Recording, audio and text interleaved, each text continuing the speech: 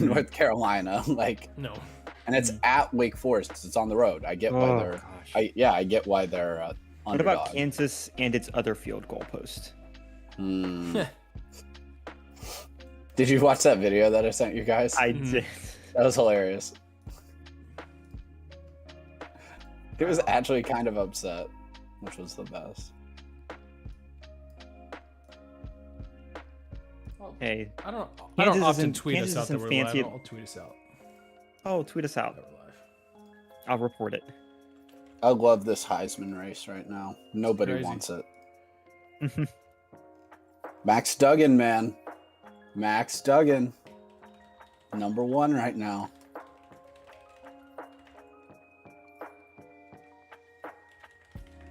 I think he should be number 1 at least.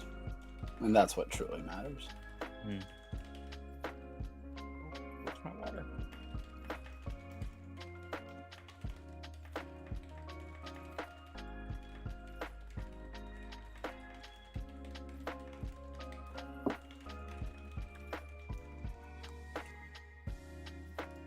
All right.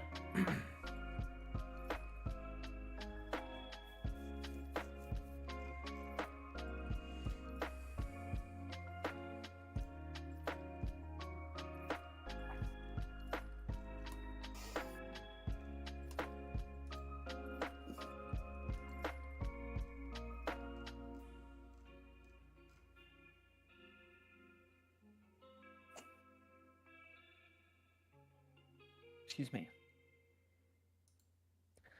All right, I think I'm good if you guys are. I know I didn't I'm add good. a whole lot in the good. notes, but I figured I probably didn't need to this week. No. We'll have a good time. I will enjoy. And I figured we have 2 weeks of stuff to catch up on, so I figured we'd be off the rails Oh, yeah. anyways. So Mhm. yeah. If we have time, we should talk about the Nets. I'll add Oh, that gosh. to the list. I'll add that. Quick, easy, 3 minutes in Oh and out. yeah, I didn't even. Oh my goodness. I don't even know what happened this time. I just gotta double check. Josh, I'm telling you, I've never been more correct on a sports take than the Brooklyn Nets. Oh, From the start.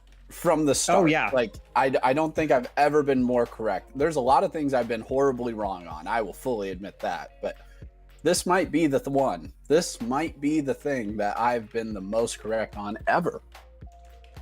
Yeah. told ya so.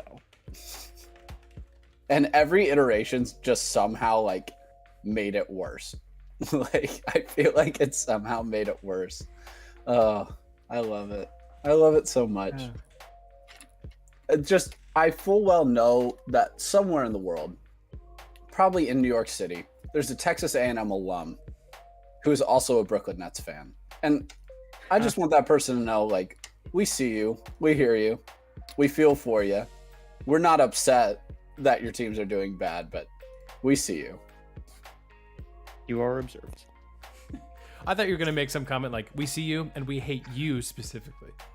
No. We see you, and specifically screw you. Yes.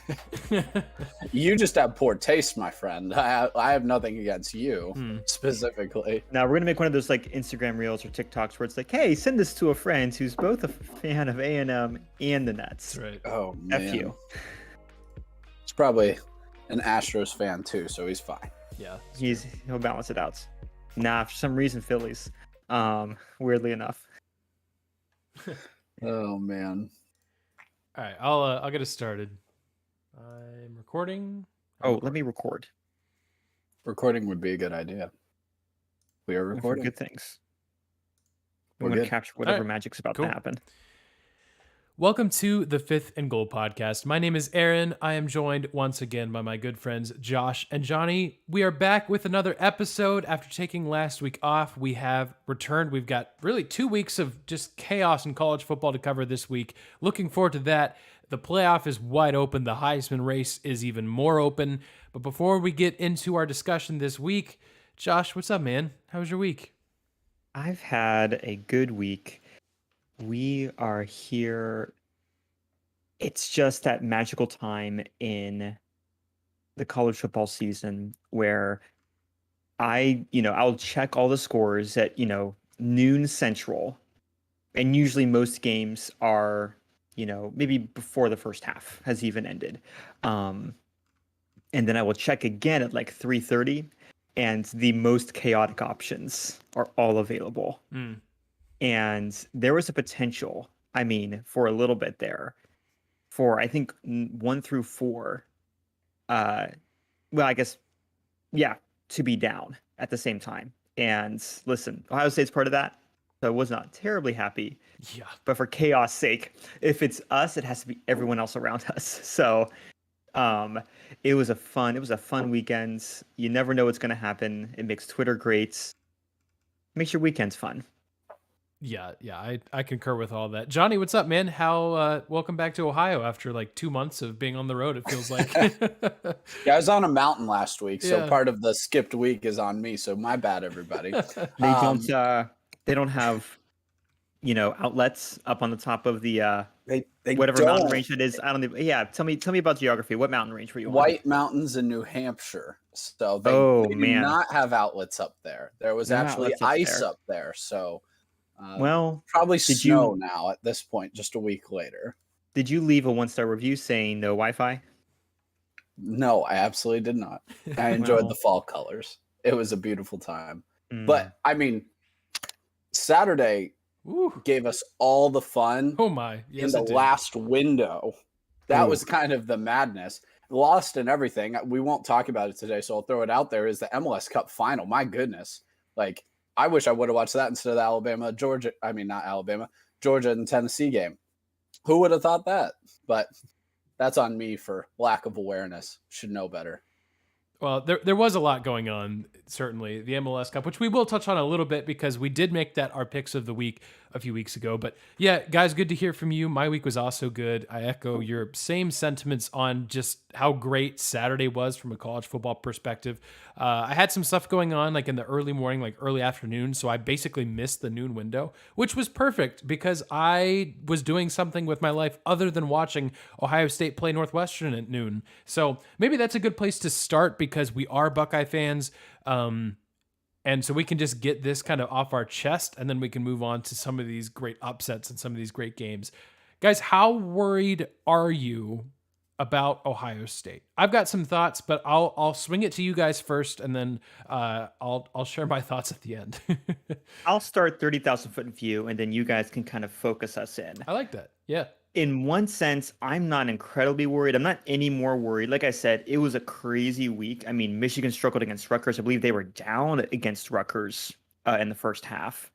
Alabama historically struggled against LSU.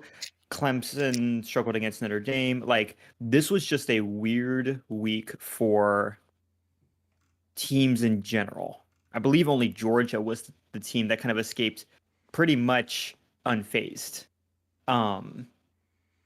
Now, because I am a fan of the Ohio State University, yeah, I'm worried. I would love to be able to, when you're ranked number 2 or 3 in the country, ranked one of the most efficient offenses in quite a while, you would hope that you can have a quarterback who can throw into whatever wind conditions are necessary, minus hurricane winds. That's my only exception. Who was it? Someone said it was a guy on Fox Sports was like, "Listen, you shouldn't have to check the weather app to predict whether or not your team's going to do well or not." Yeah. So the team looked just a little bit, I don't know, it just felt like generally it was off. It felt even safer than kind of what we were complaining about last week. It was just, yeah, it was weird. Northwestern had the ball for far too long, in my opinion. And we just kind of was allowed to do what they wanted to do. Now, thankfully, they're not incredibly good at what they do. So it wasn't like, it wasn't that. But yeah, terrible third down convert. It just felt like it felt like one of the worst games that they've played all season. I don't know if I'm worried, but wasn't great, guys. But thankfully, every other team was not that great. So by comparison, we at least won. So yeah, I'm terrified. I'm terrified. Sound the alarm. Sound the alarm. This is bad. If they're playing anyone else, They probably lose that game. Northwestern has no pulse. They haven't won a game on this continent. They don't have a quarterback. They have no running game before they played Ohio State. Ohio State's soft. They're soft. And I'm alarmed and concerned because Ohio State doesn't play in the Pac-12.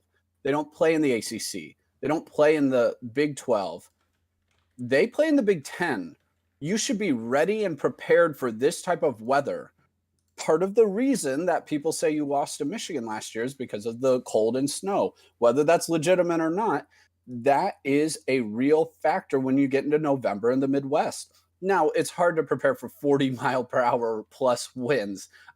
I'm not expecting Stroud to throw for 200 plus yards in that game. But this is a really bad Northwestern team. They should know you're going to run it, and you should still be able to punish them in the run game. That's really bad. The interior of that offensive line is soft in the run game. They're good at pass protection, but part of the reason they're probably not good at running, run blocking is because they don't do it enough. They don't force feed it. They're not put. That has not been a hallmark of Ryan Day as a coach.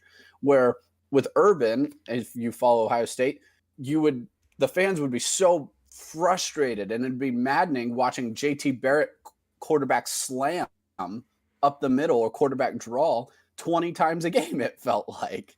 Now we don't do that at all.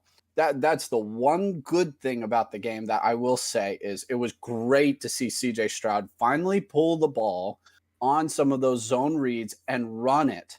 I'm begging Ryan Day to allow that to remain part of the play calling. They don't work if they don't believe the quarterback will actually keep it and run. If you actually incorporate this, and it's a very easy to incorporate it because it's the plays you're already doing, but you've told CJ Stroud not to run. Ryan, it's November. Every one of these games is absolutely critical. He needs to be running the ball. He just needs to know how to slide. He needs to know get out of bounds, and he needs to read that edge defender well, or that linebacker. And he needs to go. That needs to be part of it. Mine Williams is hurt. Henderson is hurt. We don't know about, is Jackson Smith and Jigga even going to play this year? That's critical. The defense didn't play great, but they were good enough. I've been relatively happy with their improvement. But I'm really concerned about the run game and run blocking with that offensive line. What do you think I'm concerned because of who is at the end of the railroad tracks, and that is Michigan. And you know exactly what you're going to get from them. Weather is not going to affect them detrimentally. They're going to be ready to go. And they will punish you and smash you in the mouth. Are you ready for it? And they don't look ready for it to me. I know you have 3 weeks, but you don't look ready. I'm very concerned. Yeah, Johnny, I agree. Here's the thing. Because obviously, and understandably, there were lots of people, non-Buckeye fans on Twitter, doing their own slam dunks on, wow, this Buckeye team's bad, blah, blah, blah, overrated. And to a point, how do you argue with that given what we saw on Saturday? There's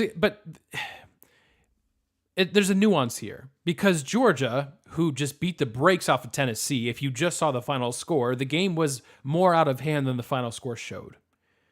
Georgia struggled with Kent State, beat a not great Kent State team, a team that's probably not going to make a bowl game, by 10. Georgia also struggled against Missouri, who's also probably going to miss a bowl game, or if they do, they'll just get bowl eligibility. But the difference is those games were in September and early October.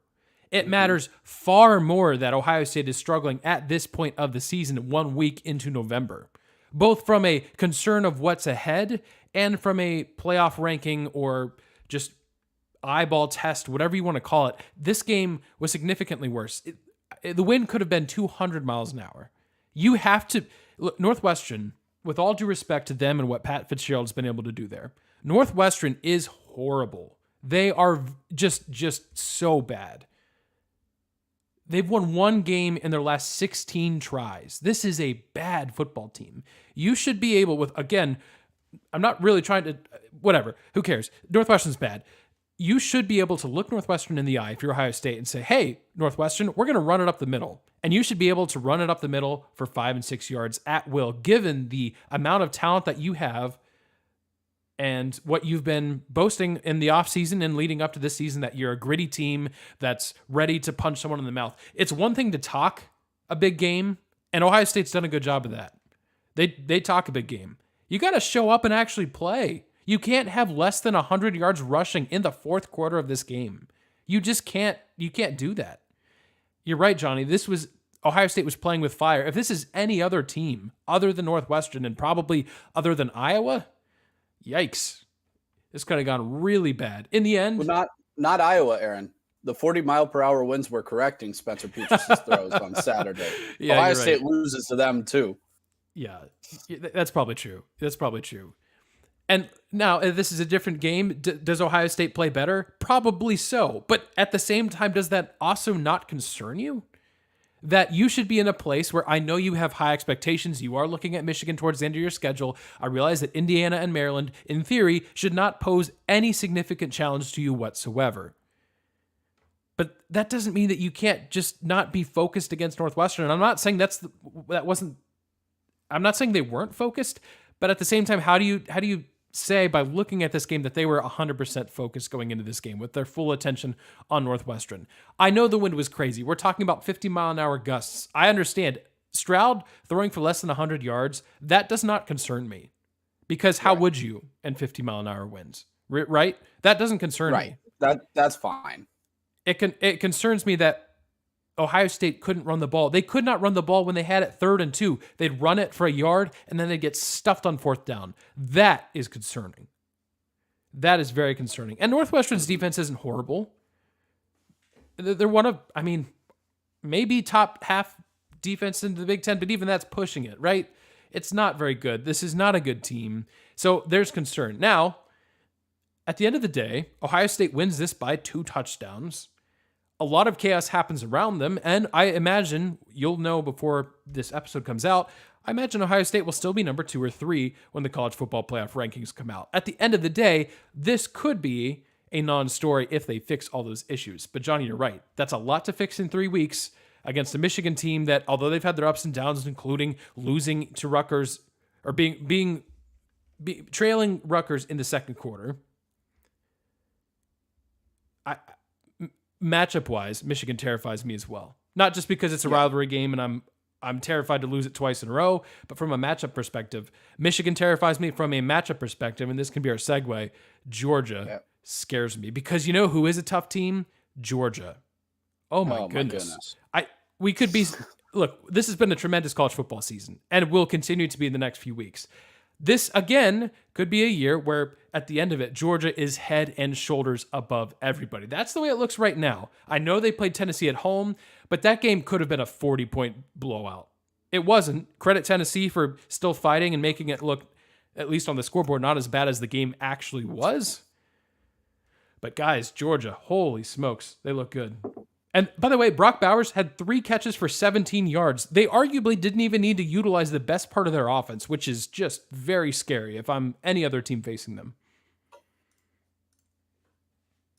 Yeah, I don't know how you couldn't be impressed with Georgia, obviously. Like, extremely impressed. I will say, Aaron, the offense of Georgia still does concern me and leaves room for want, if you will. Because there were throws there. Hendon Hooker had a bad day too. Georgia's defense played fantastic, but he overthrew some wide receivers. He did. Tillman and Hyatt specifically, probably 4 or 5 times down the field. They're open. And a couple of them would have been touchdown passes. If he hits even 2 or 3 of those, the game is different. It changes. If this game is played neutral site, it's different. Tennessee really struggled with the crowd volume. I think they might have had 7 pre-snap penalties in this game. So while Georgia's clearly the better team, not arguing that, but if, they didn't have divisions in the SEC and these 2 teams would be the 2 playing each other again, I actually think Tennessee would have a real shot at taking out Georgia at a neutral site with that offense, especially being inside, not at Athens. If Hendon Hooker is able to connect on 1 or 2 of those throws, I think the game can change there. All credit in the world to Georgia. That defense, though, was fantastic. Their run game was far better than it has been in any of those games. Certainly exactly what you said. They did not play well in certain moments earlier in the season. I think they were bored. It was also lapses and just focus on the road against Missouri. I think the record is this year, top 10 teams are 42-1 at home. 42-1 at home. Home field advantage matters we know that. It matters even more than we think. Tennessee doesn't beat Alabama if they're not at home.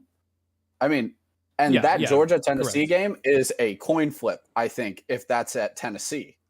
So, we have to always keep all of those things in mind when we're doing this. Georgia's head and shoulders.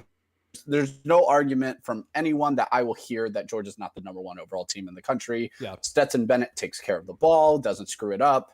He deserves more credit than he gets, but at the same time, you're rarely wowed by him. But I think he's kind of like a quality offensive lineman. The best compliment is we don't hear your name a lot. And Stetson has that quality. He doesn't get in the way of the vast talent that is the Georgia Bulldogs. Yeah, so that obviously happened. Georgia took care of Tennessee at the 3:30 window, and that was kind of a ho-hum game. Not terribly exciting if you were like us and rooting for a good game between the number 1 and number 2 teams, depending on which poll you look at. And then the 7 o'clock window delivered everything and more. It included LSU taking Alabama to overtime. Well, that's what they thought. And then a 2-point conversion to win it. So, guys, LSU stuns Alabama. We're talking about a Crimson Tide team in November that's eliminated from the college football playoff. I think there's only been once since 2014 that you've really been able to have that conversation. And here we are. LSU does, I'm not going to say the unthinkable, because I don't think anyone was like hugely shocked based on some of the struggles we've seen from Alabama, but still kind of shocking to see Alabama with 2 losses at this point in the year.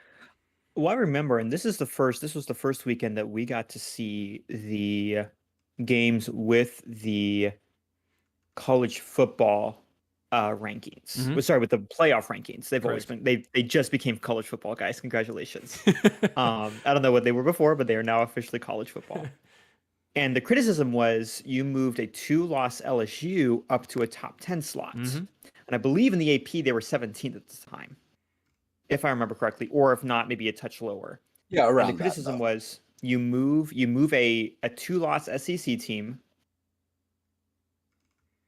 up to a top 10 slot. That way you can have a good matchup against Alabama. That way it's primetime material.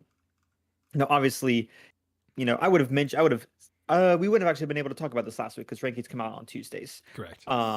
But had the game gone like we thought it might have, where Alabama just throttles LSU, I could pull out my conspiracy corner clock and we can talk about, is this we've already talked about how it could be a ratings gag at times. Right. Not always, but can be a boost to ratings given an SEC bias potentially. But I think LSU 1000% earned their top 10 slots. And I will say, this is also, I don't want to ever give too much credit to Alabama, but I will give them, it took a last-second field goal at Tennessee, over 100,000 people in that stadium.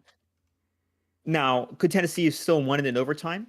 Maybe. They had the momentum at the time. If they had missed, it would not have been that big a blow. They would have just gone right into overtime. And it took an overtime and a 2-point conversion. A very gutsy move by LSU. Someone was analyzing, this was the exact same play that was Alabama's downfall back in...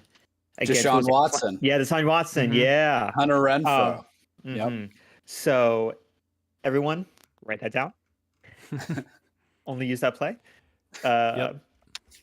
Jimbo, go back in time and use that play instead. Johnny, dang it, Johnny. Josh, it's funny you bring that up because I'm gonna edit out the part where I messed up your name. That's awkward. Josh, it's funny you bring that up because, yes, on one hand, Alabama's essentially 2 plays away from being undefeated still. On the other hand, with Texas A&M and Texas, they're 2 plays away from being 5-4. Oh Like, my that's gosh, could you imagine? crazy. I mean, now, obviously, it Right. makes sense 50-50 play. You win 2, you lose 2. So it kind of Law makes of sense. averages. Law of averages, which All don't. doesn't lie. Yeah, exactly. So, That law normally doesn't apply to Alabama, though. no, it does not. No, But it has this it's year. not. So, Josh, I'm glad you brought that up. They couldn't make payments this year on that law. So Yeah. yeah, so I mean, I take back everything I said. We're supposed to argue. I've been trying to follow podcasts that like yell at each other more, and I can't do it. Yeah, it's With LSU, though, has any team improved more since week 1? Except for maybe Oregon. Yeah. maybe. I mean, there's a legitimate argument there, though. I mean, because you also saw, I think it was 4 weeks ago now, LSU got the crap beaten out of them by Tennessee at home. Yes. That's the only top 10 loss at home, by the way, is that Tennessee win over LSU. That's also a big win to remember as we're talking about who potentially is going to make the playoff later on. We won't talk about that a ton today because it's a moot point right now, but that will be one of those key critical wins that you might not have realized it in the moment. That is going to be a big one for the selection committee that they will have to decipher later on, depending on how things, unravel here. But LSU, Jaden Daniels looks confident. That was the best I've ever seen him throw the ball. I knew he could run the ball around. He was with Arizona State, took out, that Oregon team with Justin Herbert before. Like he's shown flashes of great talent and ability. He was accurate. He was confident. When he ran. He kept his eyes downfield as long as he could, tried to stay in the pocket. Just brilliant. You always know LSU has a lot of talent. It's Brian Kelly's, though, Northeast strict culture, discipline coming down to the bayou, though, with just all that vast talent, but the chaos that is typically LSU and kind of wrangling it in. And clearly that just hadn't happened by week 1. I don't think you can blame a coach for that. His first year, week 1, all those transfers, all these young players. Nobody wants any part of LSU right now. No. I wish LSU and Georgia would play each other in the regular season, but it looks like we pretty much already have our SEC title game in three weeks already lined up for us. Yeah, it's hard to imagine a scenario where that doesn't happen because LSU has knocked off Alabama, they knocked off Ole Miss, which that is another critical piece of this puzzle. Ole Miss and Alabama meet up this week. But you're right. Georgia has that win over Tennessee. Is Georgia going to lose? I don't even know who they've got left on their schedule. I think Kentucky and Georgia Tech and one other team I'm forgetting about. South Carolina, I don't think they've played yet. Yeah, they may not South have. Carolina. I think they might have played them early in the year. It's Kentucky, Mississippi State. There you go. They have to play both of Kentucky and Mississippi State. Because I believe it's Mississippi State this upcoming week. So yes. Either way, I don't see them losing any of those games. And even if they do lose one, they're still the East title winner. So You're right. Atlanta, December 3rd, looking like LSU and Georgia, which, again, you're right, Johnny. We'll get into that because Tennessee's going to be hanging out. It's a situation, too, where Tennessee has also played, you would think, the stumbling blocks. Like, are they going to lose to, I don't know, they got Vanderbilt left? Like, I don't have it off the top of my head who they've got remaining on their schedule, but I don't see a way Tennessee loses a game this year. So we'll continue to track that as the SEC. Certainly this kind of 3-team scenario that went bye-bye. The 2-team scenario for the SEC is very much up for grabs, especially if Georgia runs the table. Tennessee's only loss is a road loss at Georgia. But then you've got Oregon kind of sneaking in there with the same situation where their only losses to Georgia. Josh, I have to give you credit because I believe your playoff was Alabama, Ohio State, Notre Dame, and Oregon. And it's not the perfect playoff, but honestly, it's better than what Johnny and I put together. So congratulations, in part because Notre Dame just beat the brakes off of Clemson. Oh, it is. This is exactly how I want to be wrong. When I set my picks, I wanted to be wrong in both the Alabama and the Notre Dame picks. And you know what? I regret nothing. I mean, but yeah, that pick's looking. Obviously, they're not. Notre Dame's not getting to the playoff, but they single-handedly knocked out the ACC from the playoff. I think, because North Carolina and Clemson. We think theoretically to be determined, but. From the Coastal, North Carolina, seems like they're heading to the ACC championship game. Still a couple games to win there. But Clemson and North Carolina's only loss this season is to Notre Dame. By the way, USC also still plays Notre Dame. So there's an opportunity for Notre Dame they won't make the playoff, but just to wreak complete and utter havoc on two different conferences. So if they could really confirm our predictions that the Pac-12 won't make the playoffs, that would be really great. Thank you. Yeah. And before we leave, I just want to make sure that we're updated. You talked about this three-way race in the SEC, maybe this 2 or 3-way race in the Pac-12, depending on how things go. I want to talk about the 7-way race in the Big Ten West because, guys, it's still alive. Wait, is it really? It's still alive. Yeah. Oh, here's what has to happen. Northwestern needs to win out. Hear me out. Oh, Hear me out. Wow. Hear me out. Wow. At Minnesota, at Purdue, hosting Illinois. You know what? The Big Ten West is thing. stupid enough that Northwestern could honestly do that. By default, then Illinois has to lose out against Michigan, at Michigan. It can happen. And versus Purdue. Okay. Nebraska needs to lose to Michigan, but beat Wisconsin and Iowa. Okay. I'm tracking so far. Not the worst. Purdue obviously has to lose to Indiana. That could happen. That could happen. Old Oaken Bucket. Yeah, you're right. Then Minnesota, Iowa, and Wisconsin all need to go 1-1 against each other. That seems likely. So that was even the original 7-way tie. I was like, puts everyone at 4 and 5 on their own are like really unrealistic. So, but who wins in that scenario? Because I know previously Northwestern was the winning team, but that's probably no longer the case. Or is it still them? Still, because theoretically, if this happens, then they'd have the tiebreaker against Illinois, and then so they would go 4 and 5 into the championship, and theoretically, has the committee already done like automatic ends for Power 5 conference champs? 4-8. Wow. 4-8 Northwestern in the Big Ten title. If that wouldn't convince the Big Ten to get rid of divisions, I don't know what would. And it actually sounds like they're not getting rid of divisions next year when UCLA and USC comes in. There's still time that could change, certainly, but they're waiting until the LA schools come in to change anything. Yeah, that's fair. So that's just next year. I will say the one thing, guys. Wow, Clemson should be done. It shouldn't be a conversation. They looked like they didn't belong on the field with Notre Dame. They're not good. They're not good. This is still the same selection committee that put them at 4th against everybody's thoughts and wishes this last week. Mm-hmm. So that is one of the main things I'm looking at on the rankings on Tuesday night is where is Clemson? They shouldn't even be in the top 10. They should be around 11, 12, 13. If Clemson's still ranked like 7th or 8th,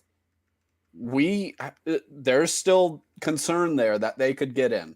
There is still concern that they might get in. Mm-hmm. And gosh, guys, I don't want to see Georgia beat Clemson by 4 touchdowns in the first round of the playoff. No, I don't want to see that. Nope. So, selection committee, please do your job. I pray that you watch that game and we'll put them at like 12th or 13th.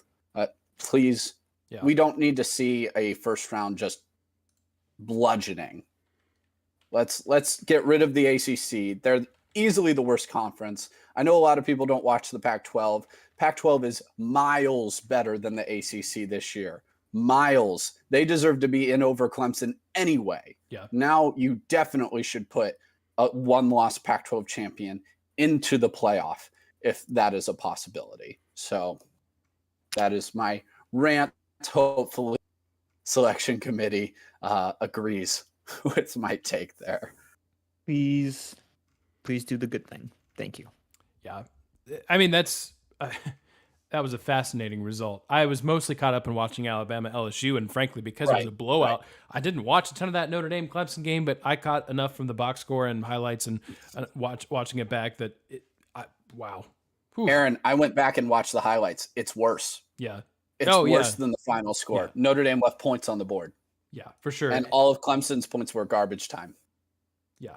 And I think, does that not wrap up the DJ era of Clemson? Like, how could it not after that? Well, the backup came in and threw a pick too. Well, I understand that. I'm just saying he's a freshman, at least at this point.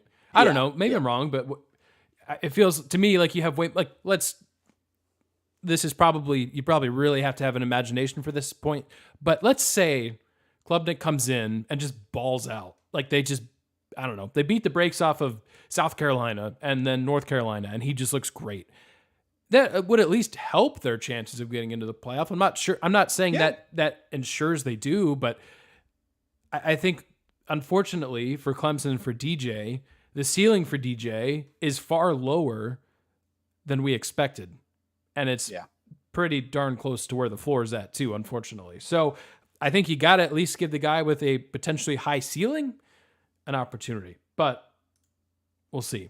We'll see. So that wraps up. I mean, and there's a lot more to college football in the mix of that. In the midst of all of everything, the Heisman Trophy race is wide open once more. What could have been, in my opinion, Hendon Hooker locking down the Heisman with a win over Georgia, that clearly did not happen. And as you guys mentioned earlier, he struggled a bit, had some key missed throws, overthrows, underthrows at times. So not to say that he isn't in the mix. In fact, he may still be considered to be the front runner, depending on how you rank these players. But Max Duggan's available with TCU. TCU is still 9-0. They survived against Texas Tech. And look, Ohio State struggled, and everyone was paying attention to that because they were kind of the lone game at noon.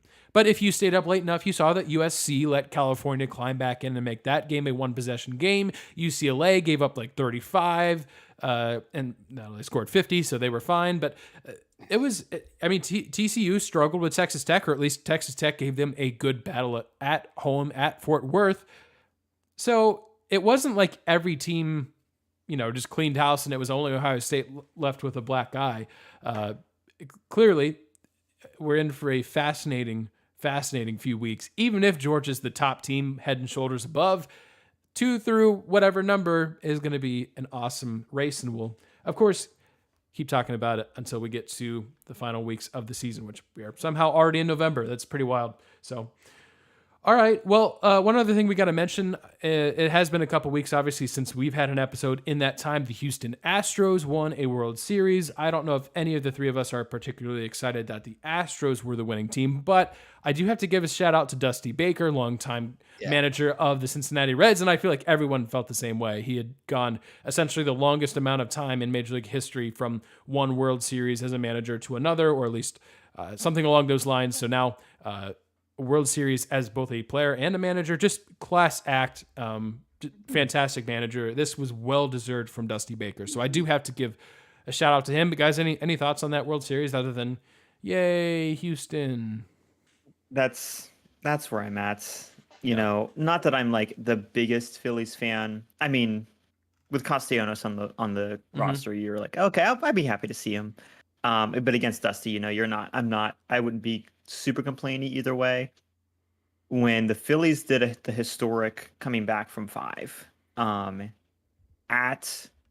Houston, and like, I don't know. I was hoping that something would happen. And I have friends here who are from Houston, and so I do like banging trash cans in their vicinity. But there's nothing. I mean, they were clearly one of the most dominant teams of the regular season, and the Phillies just not quite deep enough. That's okay. Yeah, it's still remarkable to get where they got. Oh yeah, they have a lot to be proud of. Exactly. Astros pitching staff has ridiculous depth. Oof. We just didn't know that. You didn't know the names until the playoffs. Ridiculous depth on that team, and we make fun of the trash cans, but they are an outstanding team.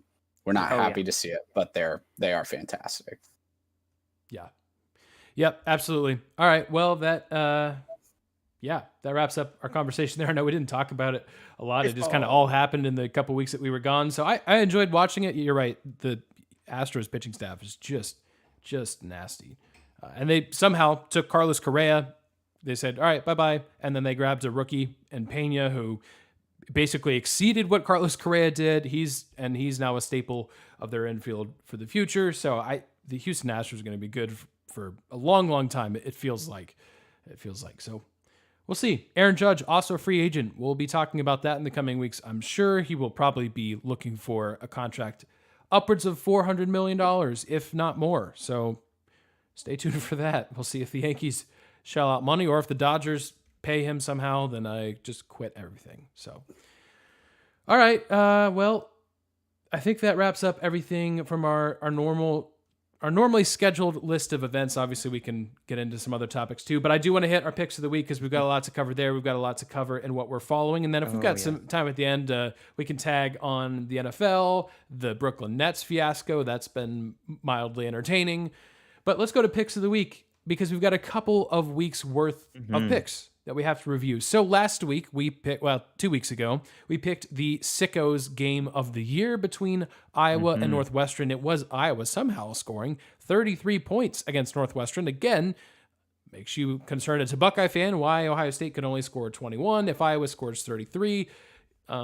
Anyways, so Iowa won that game. Jonny and I received a point there. And then in the MLS Cup, Jonny, do you want to walk us through what happened? Because you mentioned it. In the midst of all the chaos of college football, what a MLS Cup final we had between Philly and LAFC. Yeah, I encourage anybody to go back and watch the highlights of the game. Just absolutely outstanding. Ends up being a 3-3 tie. We go to PKs. LAFC ends up winning with their backup goalkeeper, who makes 2 saves in that as well. Their starting goalkeeper got a red card. It just trading goals in stoppage time at the end of regulation into overtime, just everything you could have asked for in that game, and was better than the Georgia-Tennessee game in all reality.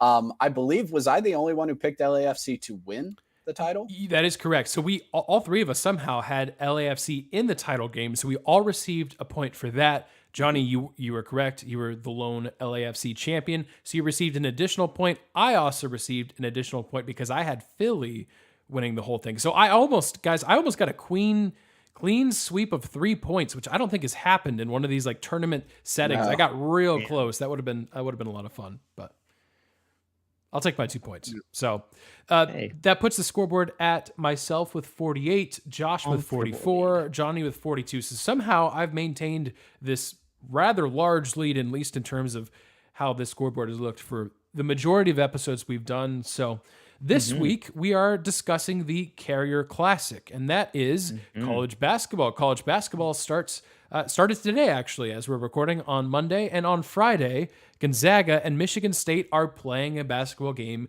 on an aircraft carrier. It's been done before. It's been a while. The last few times they've tried, they've run into weather, they've run into condensation on the court. So I guess as an alternate option, you could pick either Gonzaga, Michigan State, or for the game not to happen, I guess. But we're certainly rooting for that. Yeah, we're obviously rooting for the game to happen. So yeah, that's a brief college basketball thing. If you want to learn more, we've got a TikTok or a short on that game specifically on our many social media channels, so go check that out. But in the meantime, guys, I've got a 4-point lead. I'm going to feel a little bit risky. Gonzaga should be the clear favorite. They are the number 2 team in the AP poll, number 5 in our current preseason poll, and they should be expected to win. But I'm just going to take Michigan State in this game. I'll say Tom Izzo has his team ready to go in an aircraft carrier that may just make this game a little chaotic and great.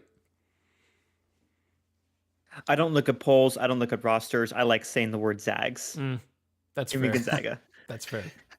Gonzaga will win. Michigan State always loses these early season classics. They're never ready. They usually get better as the year goes on. Gonzaga, you could argue, is at their best in the first month of the season, which is unfortunate. So I'll go with Gonzaga in the game.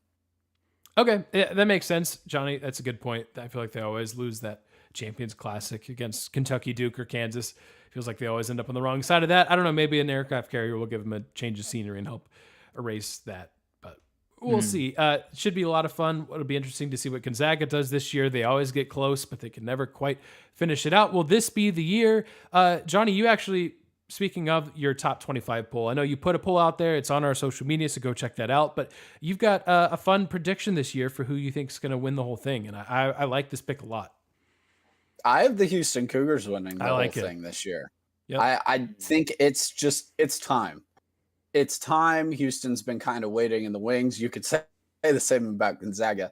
But Houston's been to the Final Four. It feels like they're in the Elite Eight every single year. It could be Sampson's best team since he's been at Houston. I think I really like their chances. I don't think they have quite the issue of Gonzaga as just playing absolutely no one all year and not being prepped or ready. Yeah. If anything, Houston's overachieved in the tournament at many times, or just kind of had just really unfortunate and unlucky things happen to them via injury or a crazy shot to knock them out of the tournament. I'll go a little risky. I feel like everybody's picking UCLA, North Carolina, your typical guys out there. I'll go with Houston. Watch out for the Hogs this year too. Love the Hogs, love the Blue Jays. I think we're gonna have some new blood in there. New blood in there this year. Jonny, what if we see a Houston Baylor national championship game? I'll pick that. I'll tag on your Houston pick, or maybe I'll go with Baylor. But I was watching a little bit of Baylor today, and some of the hype surrounding that team, and they're coming in with a number 5 ranking and number 4 in your poll. How fun would that be? Baylor and Houston in the national title game. I'm kind of rooting for that. Obviously, assuming Ohio State is not to that caliber of team this year, which I don't and they're not. think they will be. Not a national championship contender. Yeah, should be fun. North Carolina has a bunch of guys coming back, so there's some hype around them. Kansas, of course, the national champions from last season. You've got your kind of traditional football schools like Alabama, and Tennessee's not a traditional football school, but you've got some SEC in there. The Big 12 is just loaded. You've got TCU in the mix. Texas Tech is there. Kansas. Yeah, that's going to be a lot of fun. So excited for college basketball to be here. Obviously, there's so much going on in sports, including the World Cup being less than 2 weeks away, that we probably won't get much of a chance to discuss it at length on this show, but we'll give you a pick here and there. And we may do a feast week tournament pick next week on our picks of the week. That might be what we have to do, because there's some fun tournaments out there, and we'll have brackets available for all of those tournaments on our website, perhaps by the time that this episode is out. All right. Guys, I know we've been waiting for this, or what we're following, for 2 weeks now, and I'll go ahead and get us started. So you guys probably remember Bishop Sycamore from last year. Does that ring a bell? Oh, it's the name of my fantasy football team. I did spend. Well, that's amazing.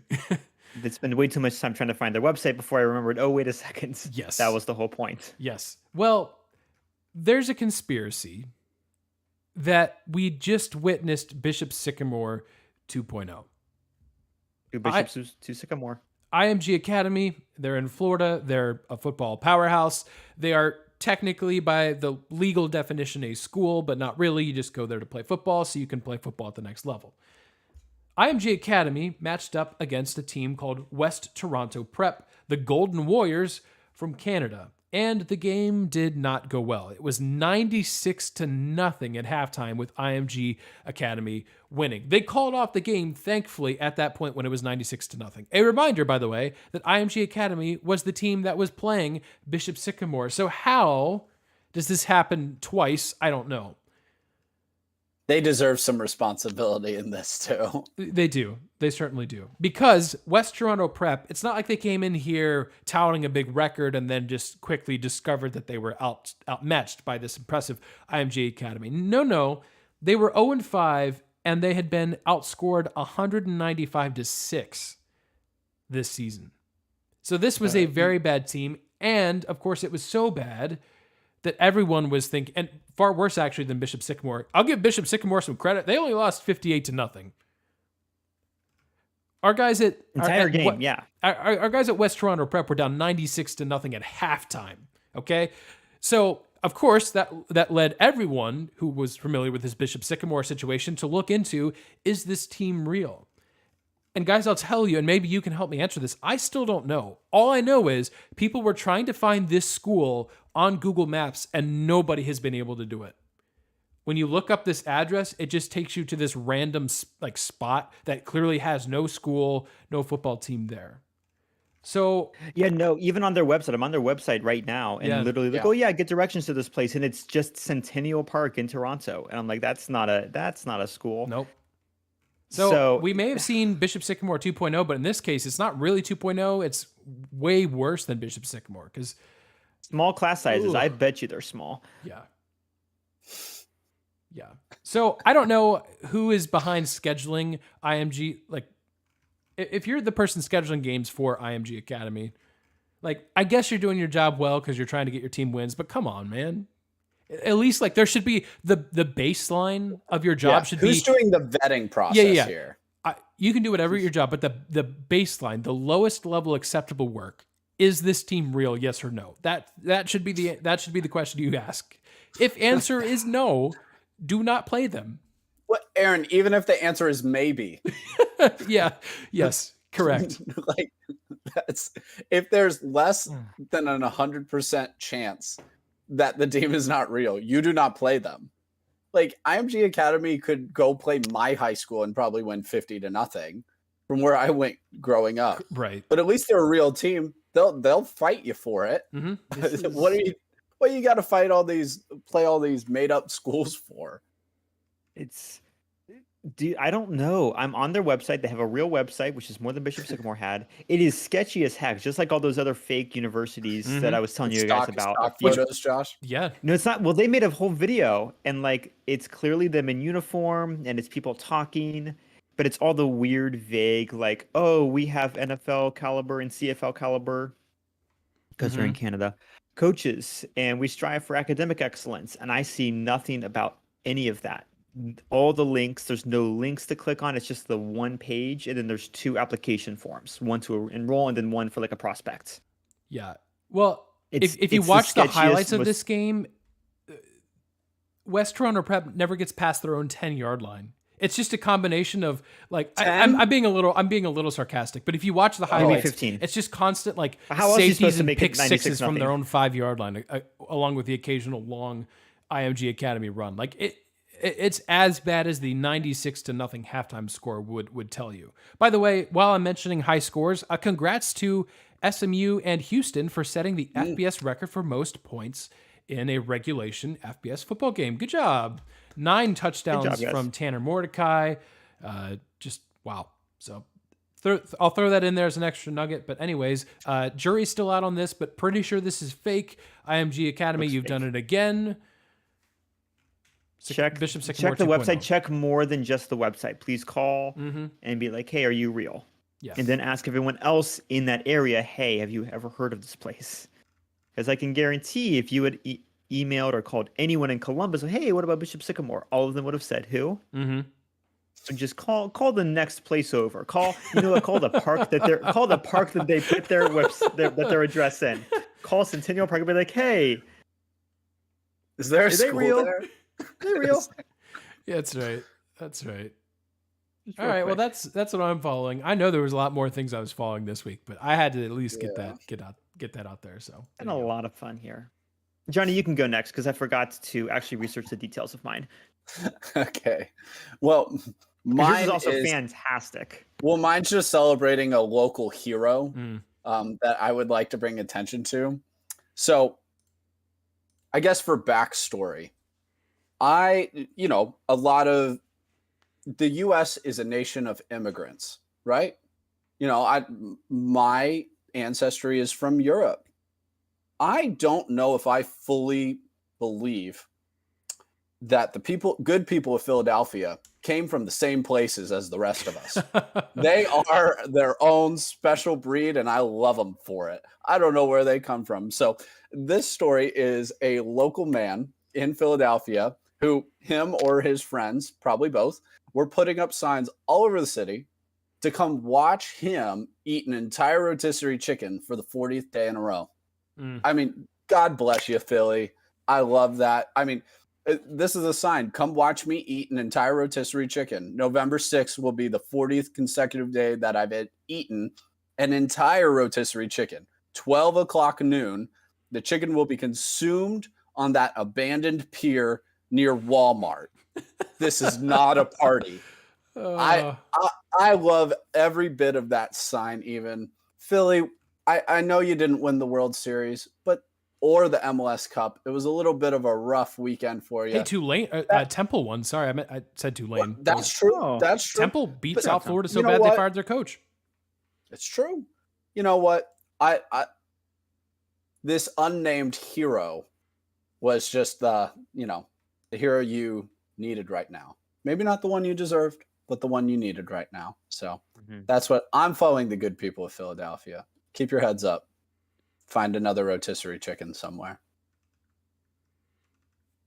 By the way, real quick before Josh, you get started.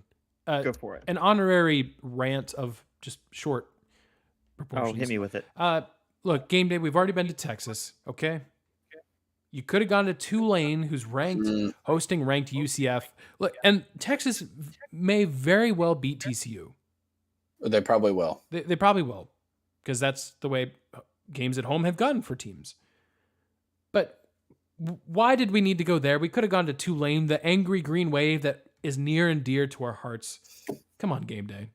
We expected better, and you let us down. So It's not even in Fort Worth. I would have understood it more if it was in Fort Worth, because they haven't been there, and TCU's, they're 9-0, and you'd be like, well, I want them to go to New Orleans, but TCU deserves it. It's in Austin again, and you were already in Austin. Yep. I know Kirk's been traveling probably way too much, and you're probably trying to help his sanity at a certain point, but you know what? Austin's not far from New Orleans. This is unacceptable.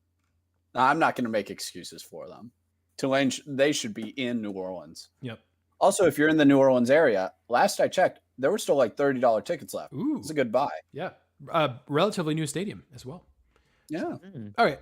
That's all I had. Josh, over to you. Hey, thanks for having me, guys. Welcome to Chess Heads. This is a show within a show detailing the latest and greatest in all the sports and activities that we don't normally get to cover. There is no Chess Heads Prime updates right now, except that as a little bit of fun information. I think the last time we talked about this, there was a whole 78-page dossier released by chess.com that detailed Neiman's potential cheating history. Well, turns out they did that and then failed to disclose that them and Magnus Carlsen are in the middle of working out a multi-million-dollar partnership. And so there's a chance that chess.com is a touch biased against Neiman anyway, or trying to protect their assets. So I believe Neiman is currently suing chess.com over that. Not for necessarily slander, although that's true, but also for being a little bit more opaque in its motivations than we thought they were. So not a crazy update, but still an update about a thing that happened at this point almost 3 months ago. No news yet on the fishing cheating scandal. They pled not guilty 2 weeks ago, and the trial is yet to be set. So we'll just wait for that. But guys, I want to talk about one of the best sports out there, NASCAR. And specifically, hey, guess what? Johnny, in Chess Heads, everything's a sport. It's your podcast. You can do what you want. Thanks for joining. I don't even want to begin to pretend. I understand how the Cup Chase points ranked system works.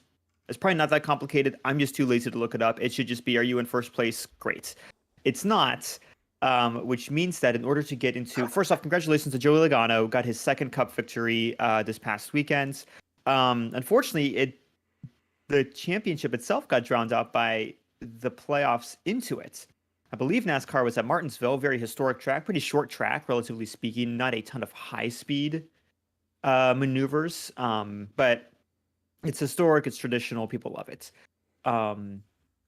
Ross Chastain, who I believe is an 8th-generation watermelon farmer, didn't grow up in a racing pedigree. Wow. Grew up in Florida, right?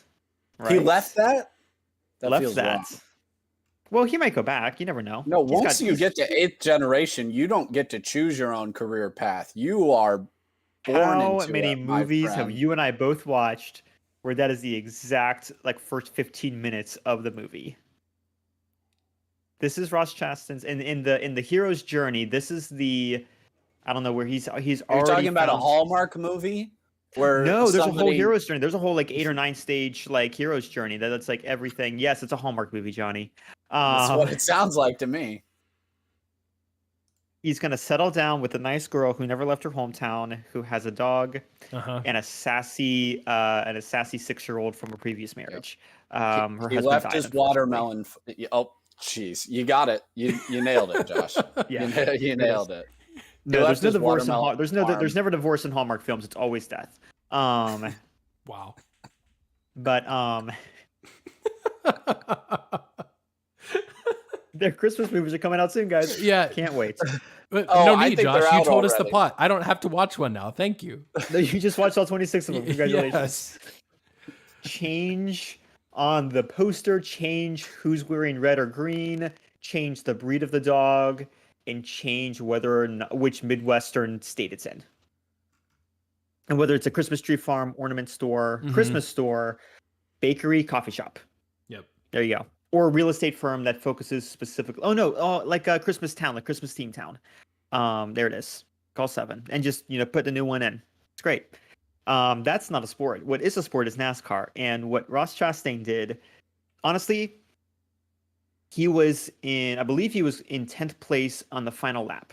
And he needed at least to be in 4th place. He needed to finish in 4th place minimum in order to qualify for the championship. You can't do that when you're in 10th place. 10 is much less than 4. But what he did next literally got ripped out of what he says NASCAR 2005, the video game. Yep. Which I remember playing, and you could do this. He threw it up in the 5th gear, mashed the gas, and rode the outside wall at a much higher rate of speed than anyone should go, and gained 6 positions in a matter of 5 seconds. Bumped out. It doesn't even matter who he bumped out. It probably does because that person cares. But bumped out someone, just made the qualifying. And I will tell you, it has been one of the most entertaining things that has happened in NASCAR literally since probably 1999. No joke. A lot of people said there's a lot of death that I've been talking about. A lot of people said that NASCAR died on the day that Dale Earnhardt Sr. died. And to be fair, that has been true. He was one of the originals, one of the greatest drivers we've ever witnessed, especially in the height of its popularity. And honestly, NASCAR has not had a big pull since Jimmy Johnson's won, I believe he's won 8 or 9 championships before he retired. Gordon was pretty dominant. Earnhardt Jr. obviously very dominant. But I will tell you, no one has gotten the internet buzzing in the past 2 weeks like some guy playing NASCAR like it's a video game. Mm-hmm. And I will tell you, I think already it's been decided, you can't do that anymore. You cannot just ride the wall and trust fate. Because this is the 3rd time that this has been attempted. This is the first time that it has been successful. Other people have tried to ride the wall, and normally physics takes over. You can't just do that. Normally your car explodes. Somehow, for some reason, his car did not explode. And it worked. And guys, I know they're going to have to take it away because legally not legally, but to protect yourself from lawsuits, yes, you must make that not a rule. But man, NASCAR would be so much more fun if it was that much more chaotic.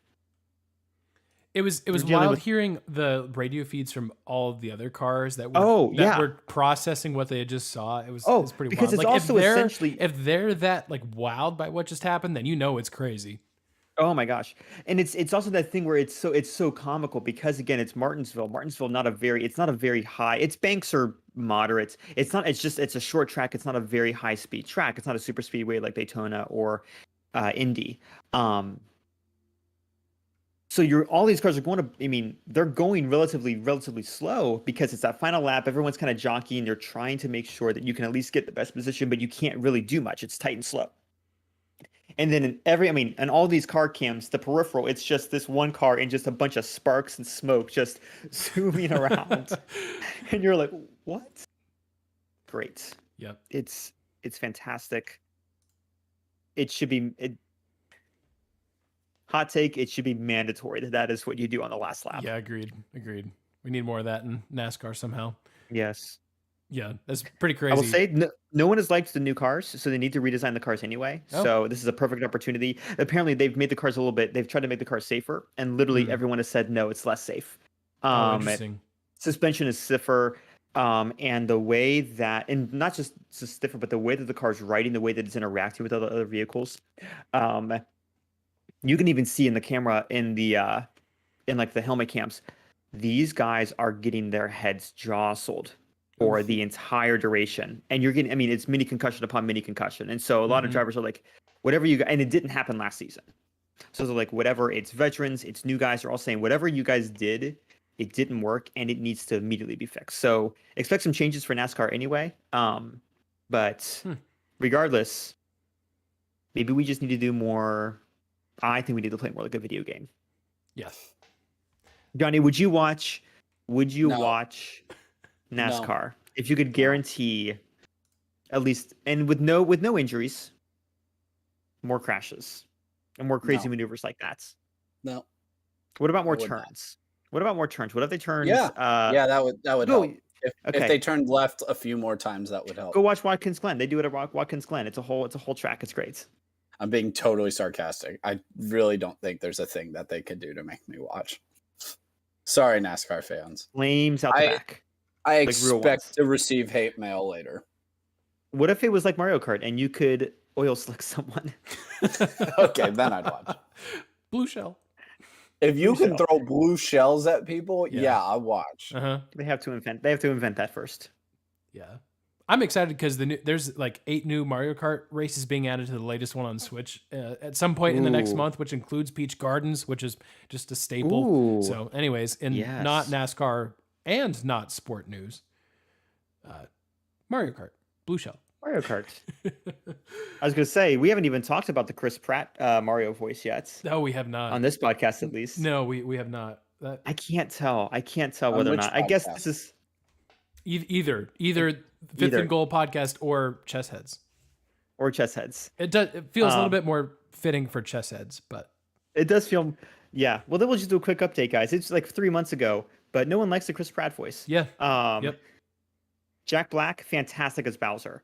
I believe it is. Who's the voice of Toad? I'm just blanking on his name. I got you. Apparently, the live Googling during the show transcends all of our shows, including Chess Heads. Yeah. I'm just going off of whatever now. Yeah. I mean, I saw that trailer. Voice cast, fantastic.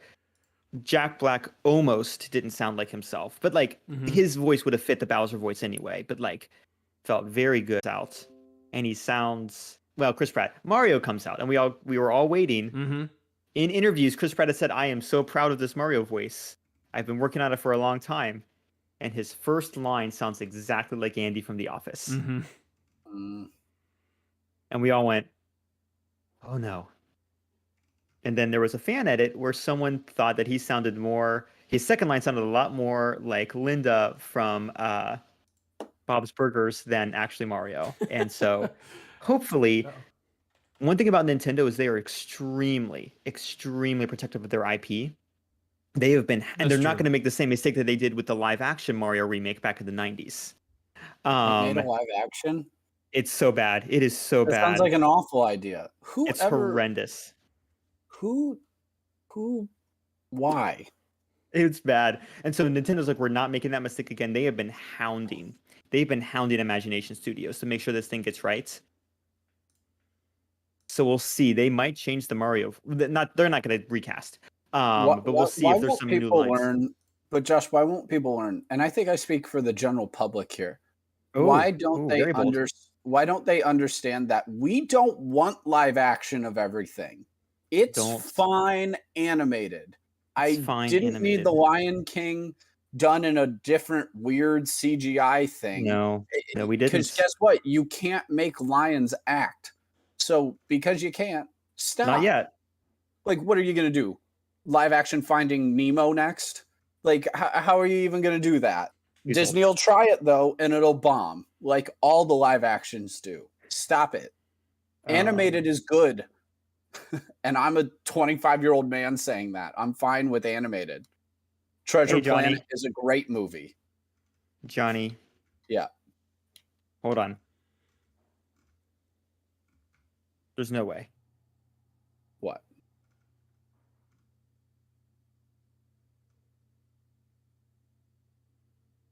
There's no way.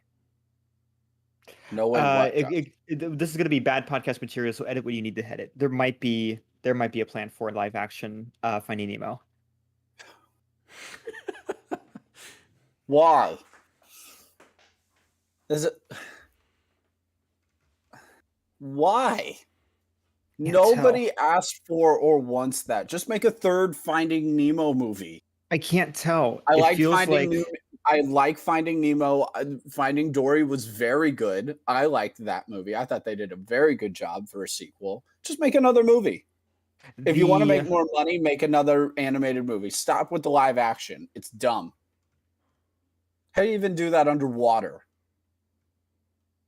Okay, you can edit everything out. It was a fake article. That's why I wanted to check. But it Praise worked because God. Johnny's angry now. So Now, that being said, No, it's a terrible idea. the 2020s were still young. They still haven't remade everything. I think technically I think live action Tangled or Frozen is next. I believe that's next in the works. Which those, if you're gonna do anything, makes At least sense. it's One, not a Frozen, lot that of way you can capitalize on animals. things. Right, you're back to primarily human stories. But even those haven't been good. But how has No, this turned no, into a like Disney like beauty, podcast? yeah, like beauty. What this is completely we've Listen, gone off anything's the possible on rails. chess heads. Ugh. Aaron's just sitting Again, back. chess heads is just the catch-all for all the sports and other things that we don't have time to talk about in the normal podcast. Yeah, exactly. Disney owns everything at this point. It's just Disney a also Disney does podcast. own half of the sports we watch anyway. This is truly just a Disney podcast. We just go into the sports. It's we go always into everything Yeah. always secretly been a Disney podcast, and like we've just been trying to suppress that. That's But right. given the opportunity, we would do a full switch into Disney podcast. Oh yeah, that I don't think we'd have any issue with that transition No, whatsoever. it would be the smoothest transition ever. Maybe that's episode 100. It's just actually Disney. Yeah, that's a thought. That's a thought. We'll take suggestions now for what we should do for episode 100. It's coming up. It is coming up. Dude, it's coming up. It is coming up. Josh, do you want to close out the Chess Heads podcast so then we can close out the Fifth and Goal podcast? I don't have an outro for Chess Heads, but thank you so much for listening to Chess Heads. And remember, if you can play it, it's probably a sport. I love that. Josh is like, I don't have an outro, and then just spits out the best outro this podcast has ever heard. Well, I'll let those words echo in the background as we close out this episode. But do thank you for listening. My outro is really boring, and it's telling you to follow us on social media and subscribe to our YouTube channel where we've got lots more content. By the way, I did mention we are less than 2 weeks from the World Cup. So make sure you follow us on Instagram, on TikTok, on YouTube, because we're going to, well, really all of the places, because we've got a lot of World Cup content coming your way, including we're going to do a preview of each group, of all 8 groups. So even if you're kind of like myself and you're not following super closely with World Soccer, it's kind of your crash course to quickly get you prepared for the World Cup. So make sure you follow us on social media because we've got a lot of stuff coming your way that will hopefully be really helpful as we count down the days to the World Cup. Cannot wait. All right. So with that, we will talk to you guys next week. By the way, if you did not see on social media, there's a individual who is attempting to break the world record for most college football games attended in a season. There's a pretty good chance you'll learn more about that next week. So make sure you catch next week's episode. And with that, we'll see you guys next time.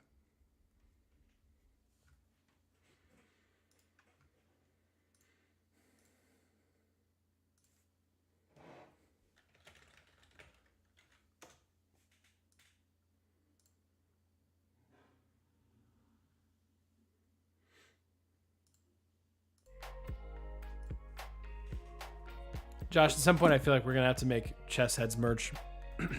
Oh yeah. Yeah, let the bit see if people take the bit, and then Yep.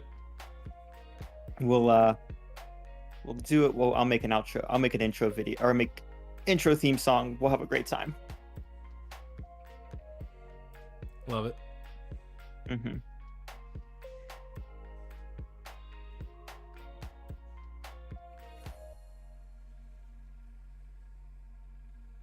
New Hampshire, White Mountains. Hold on, you're reminding me of something. I was just looking up mountains the other day. Don't ask why.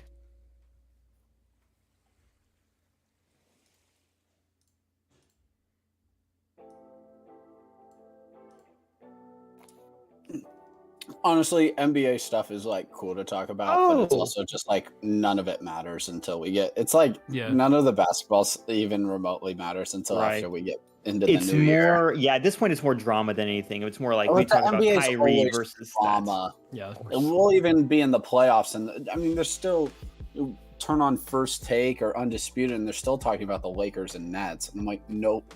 Actually, nobody cares. Which like, is sad because there's so many understand. good teams to talk about. Like, talk about Utah being 7-3. Talk about the Cavs being really good. Talk about Giannis having one of the best starts to an NBA season since they talk about like. I think somebody commented this on the new NFL Live team is so good. Like, they're great because you have Marcus Spears and Dan Orlovsky and Mina Kimes and like just a bunch of like influx of like young talent. And like they're breaking down like 3-4, 4-3 fronts, bear fronts, everything like that. How the quarterback's reading, how to hold the secondary in line for the opening over the linebacker, whatever. They're actually breaking down football. Yep. And I think the number one, like the first comment was, when's the last time we've seen anybody actually break down basketball like this? It's always so dramatic. It's always the storylines and the drama, and they're never basketball. Like, they're never actually breaking down like, why is Utah playing well so far this year? Like, why are the Cavs doing well? And not just like, well, they got Donovan Mitchell, that's why they're good. Like, no, like what schematically is different for the Cavs this year as opposed to last year? I know they have a new great superstar player, but he's the only new addition to the team. What are they schematically game planning and doing differently? What does Donovan Mitchell add to the team that changes things? Like, people want to see that, like, you don't have to go into the depths to where people don't have a clue what you're talking about. But you can do it on a very basic level of just showing people, like, this is what they're doing differently. This is why it's effective. This is what it does to complicate things for the defense or for the offense. I think people are really intrigued and interested in that. It's kind of frustrating to see, like, I like basketball, but it's kind of frustrating at times they never actually analyze the game. It's just off the court drama and analysis. And I get, like, you have to talk about that stuff too, especially when Kyrie's that stupid. But can we talk about, like, basketball? Like, I'd love to talk about basketball.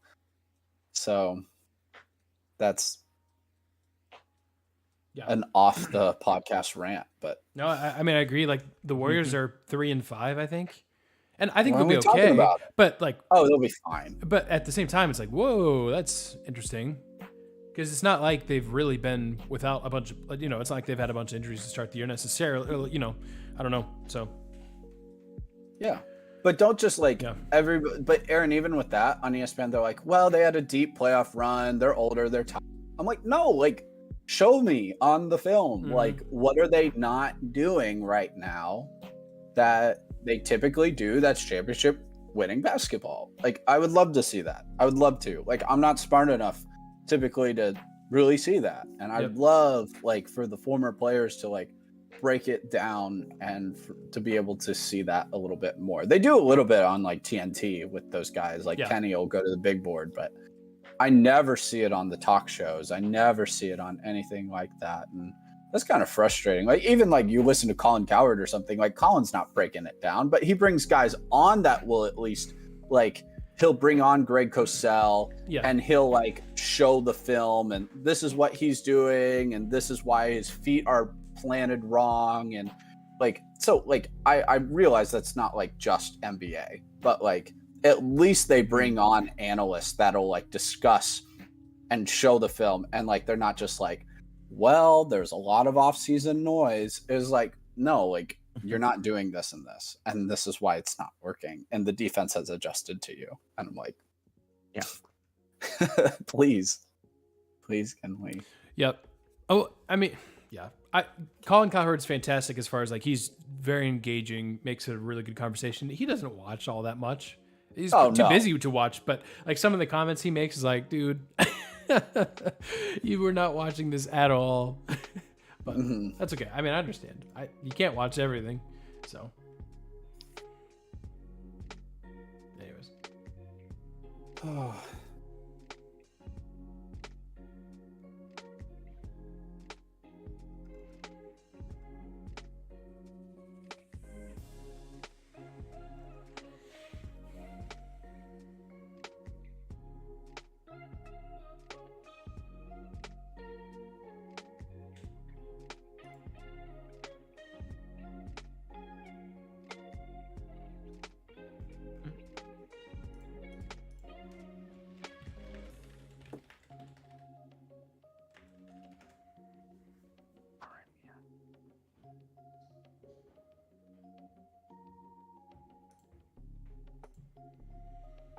Oh, good.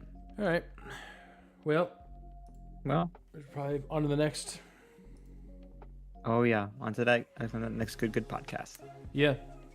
Because then we're really only have like 2 weeks of regular season football to talk. Because next week we'll be doing World Cup preview. So I'll have it done. Dang. we're gonna turn it into instead of Football Monday, it'll be Football Monday. Except Monday is whatever Monday. Mondays. I should know Football what Monday. Monday is in Spanish. I knew that at one point.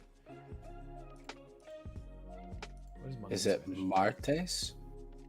Yeah, you might be right. Or is Martes? What day of the week did they start on Sunday too? Lunes. Yeah, it is Lunes. Yeah, you're right. Martes Josh. is Tuesday. Yeah, Tuesday. Miércoles is Wednesday. that's right. Yes, it's all coming back. Mm. Yes. All coming together. Yeah. Football Lunes. That's right. That has a nice ring to it. That's right. All right. All right, well, Josh, enjoy, thanks guys. thanks for recording. Have a good rest of your Yeah, night. of course. Yeah. Thanks. You too. But I'll see you guys.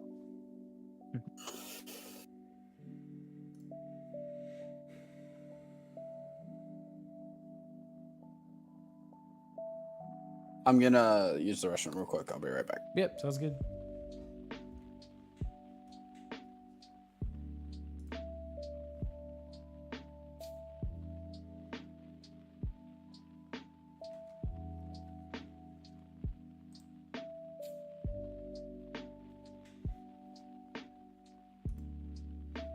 I'm just looking through college basketball stuff right now because there's like 100 games on TV right now.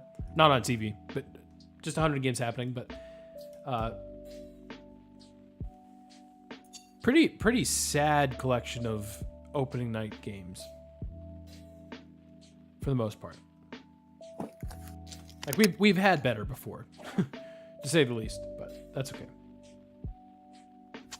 I will say we did not have a chance in our podcast to talk about the NFL really at all. But you've got certainly some interesting stories. The Jets beating the Bills. What's the status of Josh Allen's health? The Packers are absolutely imploding.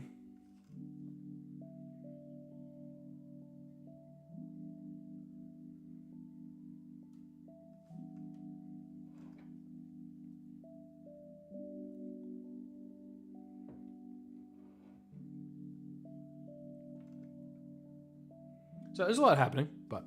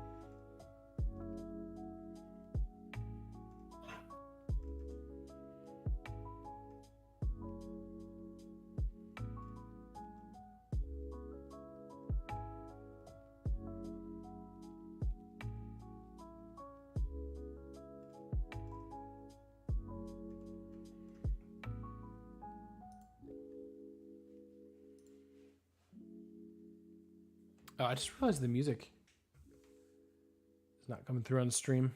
Sorry, you guys have just been sitting here in silence.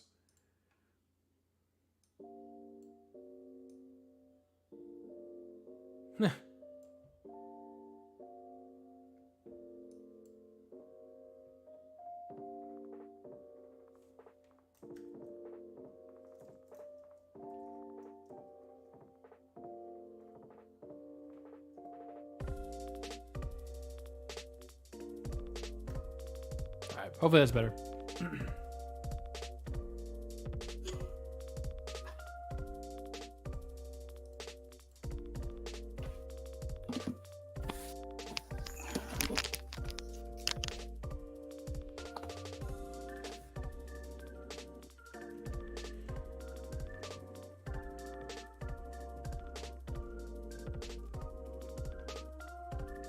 Hey, Curtis, what's up, man? Welcome in. We're about to get our football show started for the night. Hope you're doing well. I realized that I thought I had music playing for stream, like in between break the whole time, and it was just like nothing but silence and me scrolling through Twitter. So that's awkward. So I'm glad you probably didn't get here for that. I hope you're doing well, man. Thanks for tuning in. On an unrelated note, I'm excited to play a new Pokemon game in a couple weeks, so that'll be pretty sweet. That's my chess heads update. Is a new Pokemon game in a couple weeks. Pretty pumped about that.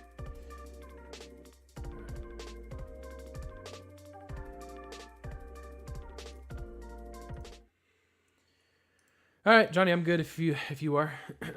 I am good. All right.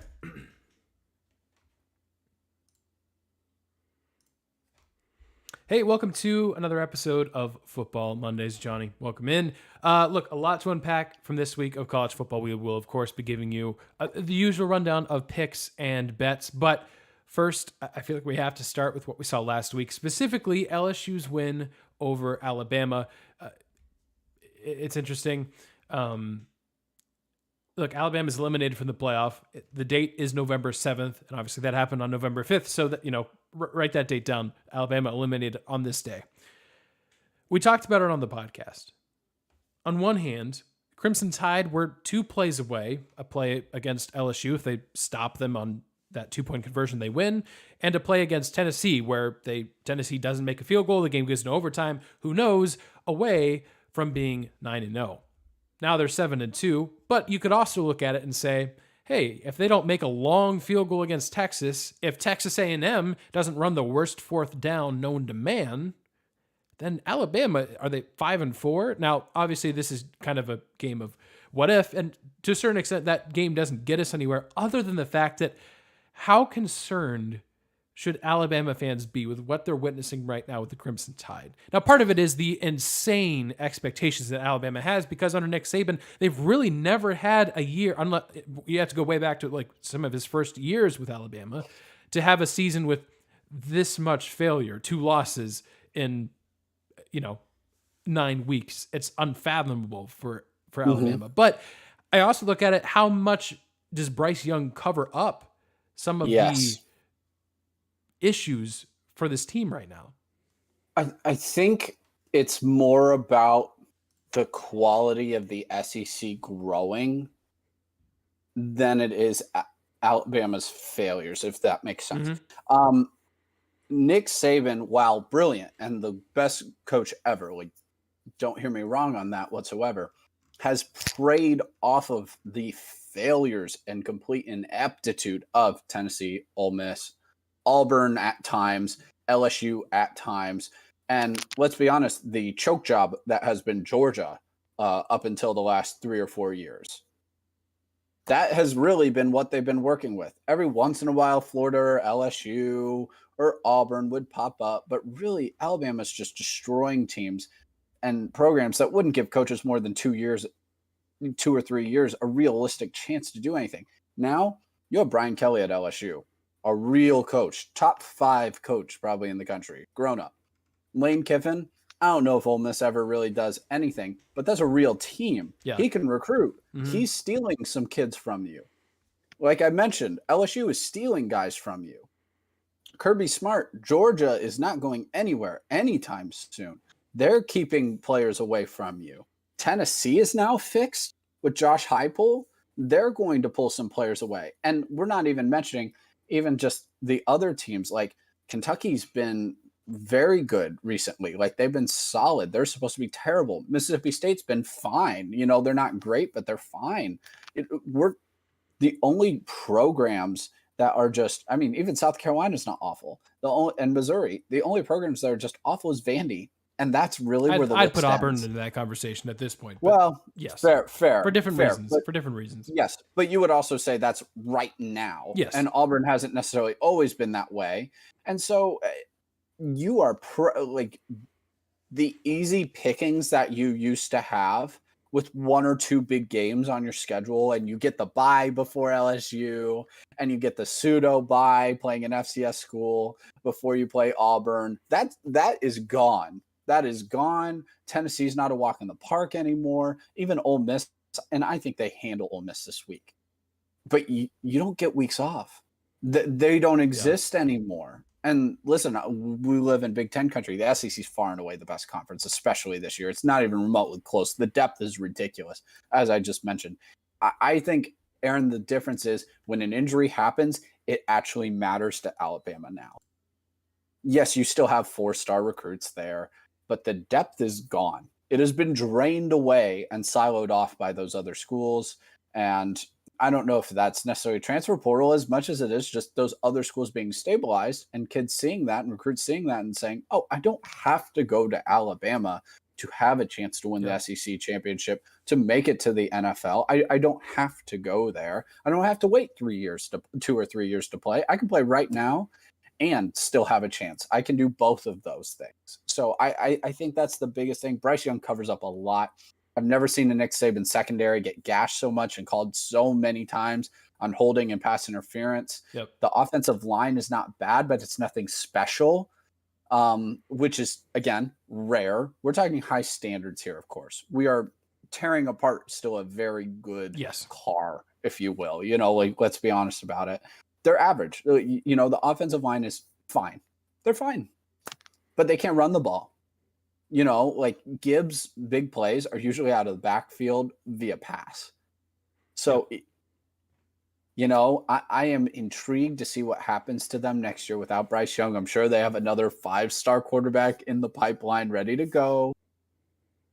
But I think the days of just Alabama's on a walk in the park to the playoff, I think they're gone. I think they're gone, where Clemson's been blessed to sit and chill out in the ACC with nothing in their path. Alabama, all of a sudden, it looks like a mountain range in front of them to the playoff, or even to Atlanta. Yeah. Well, and even for Clemson, even though they've played really nobody this year and lost, NC State, Wake Forest. Yeah, I get it. But yeah, just we're in a different class below Notre Dame on Saturday as well. And I know there's technically a pathway for them. Clemson is clearly not a top 4 team in college football. I don't think you'll find anybody, maybe even a Clemson fan, that would argue with you otherwise. The thing for Alabama is, you mentioned it. I think you spelled it out well. Let's also remember, obviously, Texas and Oklahoma on their way in. And I know they haven't had maybe the seasons that they wanted, but that's just more added depth to that conference. What's the drive of Nick Saban right now? I think that's worth asking. And I'm not saying for this season because, I do expect Alabama to go on the road and beat Ole Miss this week. But potentially looking at a difficult road ahead in terms of, you're not just going to be able to walk into the playoff every year and walk into the regular season and automatically be a playoff team. I think you're right. I think those days are gone. Mm-hmm. Not to say that they won't make the playoff in more years than they won't. Clearly, we're not I think some of the doomsday we're not even saying takes, they won't win a national title again. We're not absolutely saying that.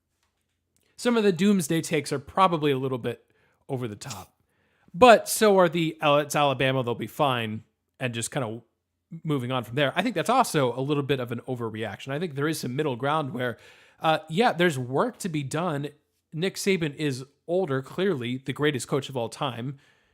But at what point does he think, you know what, maybe this is where I need to wrap up my career? I'm not saying he's even remotely thinking about those thoughts right now. No. My guess is his brain is 100% occupied on just steaming with how that team played against LSU. And I think he's fully focused on Ole Miss. And Yeah. good luck, Lane Kiffin. As much as I'd like to see Mississippi win that game, Those poor Mississippi schools. yeah, Those Yeah. poor Mississippi schools keep getting Alabama after a loss. Also, remember anyone who would say, like, oh, well, he's not going to retire. Look at his contract. Guys, those contracts are for recruiting. They are for recruiting, and they're for recruiting only. So that you can say, well, I'll be here the whole time that you will be in my program. yeah. It really has no, especially for someone like Nick Saban, when he's ready to go, Alabama will put on the grandest farewell tour and Mhm. show for him, or they'll let him walk out the back door, which is probably what Nick wants. Yeah. They're not going to hold him to a contract or anything. He can go when he wants to go, and he'll probably stay as long as he wants to stay. That contract is absolutely meaningless. So Aaron, you're right, though. He's not thinking about that right now. He's thinking about Lane Kiffin, Ole Miss, and how they're going to get right. Now, the game is in Oxford. It is. It is. And Alabama has But not I been very do good think on the road Alabama this year. kills We them. know that. I do think Alabama handles business, though. I think they handle business. I'm expecting a close game. Really, I am. I also just don't think Ole Miss is very good. Fair. They've had a very easy schedule as far as an SEC schedule goes so They far have. this season. I don't see it. I mean, they've played their only quality opponents they've played is Kentucky, who has really struggled at time, has no offensive line. They beat them, and they got handled by LSU. So I don't know. They got Alabama, and I don't even totally trust them to, beat Arkansas or Mississippi State. Mhm. No, So no disagreements there. Yeah. Yeah. We'll see. We'll see where Lane Kiffin's team is at on Saturday. And look, I think the Clemson discussion, that's probably worth an entire podcast episode because in terms of national relevance, again, don't hear me wrong. I'm not saying Clemson is going to become nationally irrelevant. But there's nothing that I've seen the last 2 years that gives me encouragement that Clemson will find a way to get back to college football playoff status. Like, I think they are much farther away than perhaps we realized, and that was exposed on Saturday. And it's partially we Dabo's were sounding the warning. We Yeah. were sounding the warning. Yes. Yes. we We have been. warning. It's most of this is Dabo's stubbornness. Mm. He just refuses, and maybe he'll change his tune on this, but to this point has basically completely refused to turn to the transfer portal at all. In fact, that's actually just a fact. That's literally what happened. He did not turn to the transfer portal at all. Guess where Hendon Hooker came from?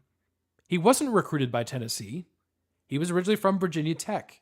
I mean, just think about any number of really good players that have made an immediate impact on their team. Obviously, Hooker, that name jumps out. Now, obviously, C.J. Stroud recruited by Ohio State. Bryce Young recruited by Alabama. Clearly, it can be done. Bo Nix. But yeah, look what Bo Caleb Nix- Williams. Yes. Jaden Daniels. Yes. All of them. Yep. Transfers. I All in the mean, even Heisman race. I'm blanking on Utah's quarterback. Why am I can picture his face? Cam Rising. Yeah, Cam Rising. Yeah, thank you. Yeah, I mean, I don't If know. it wasn't for the transfer portal, Stetson Bennett wouldn't have been able to come back to Georgia. Yeah.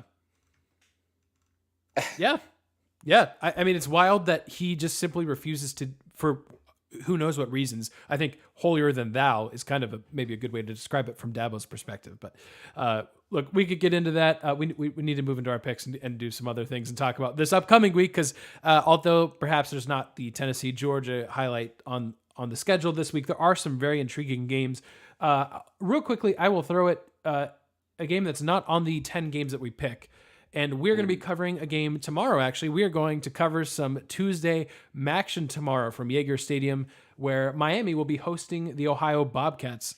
Very interesting game where Ohio, after kind of a rocky start to the year, is in a really good spot in the MAC East. So that's a particularly interesting matchup. Miami's been very good at home, although they did see their long win streak get snapped against Western Michigan. I like the Bobcats in this game by probably 10 points, but you never know with Maction what's going to happen.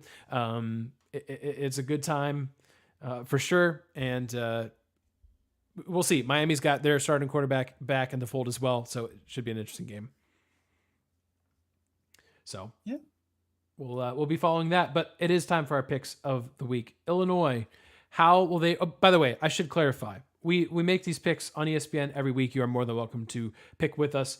Johnny, I had a situation this week where I made my picks, I hit save, and I went about the rest of my day. I logged back in the evening to see how my picks did compared to everybody else's, and my picks were nowhere to be seen. So ESPN, I'm a little upset with you because you cost me a bunch of points. Apparently, though, I had a big enough lead on you, Johnny, that I am still in the lead, even though ESPN didn't register any of my points. And I would have even taken the lead because, like, I picked Georgia. I had them pretty high on my confidence list. Like, I actually had some good picks. Like, I did well last week. We'll never know how well I did because ESPN just apparently forgot to record mine at all. So I still have a 4-point lead on you. So I don't know how we'll judge this if it gets down to the wire. But anyways, for now, I'm in the lead. We'll move on. I'll just take care of my business.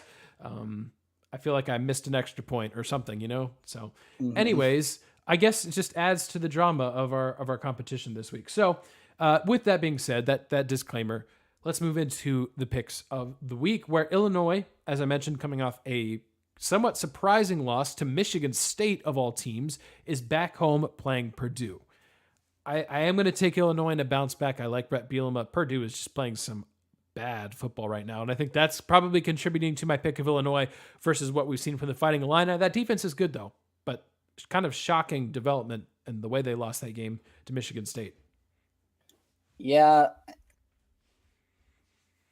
I do not feel good about this game at all because it would be very it's the Big Ten West. That's all you need to say about that. Yes, and Illinois has been way better than we expected this year. So would anybody be absolutely shocked if they ended up finishing like 8-4 down the stretch here? No, I really wouldn't be. And it would still be a hugely successful season for Illinois.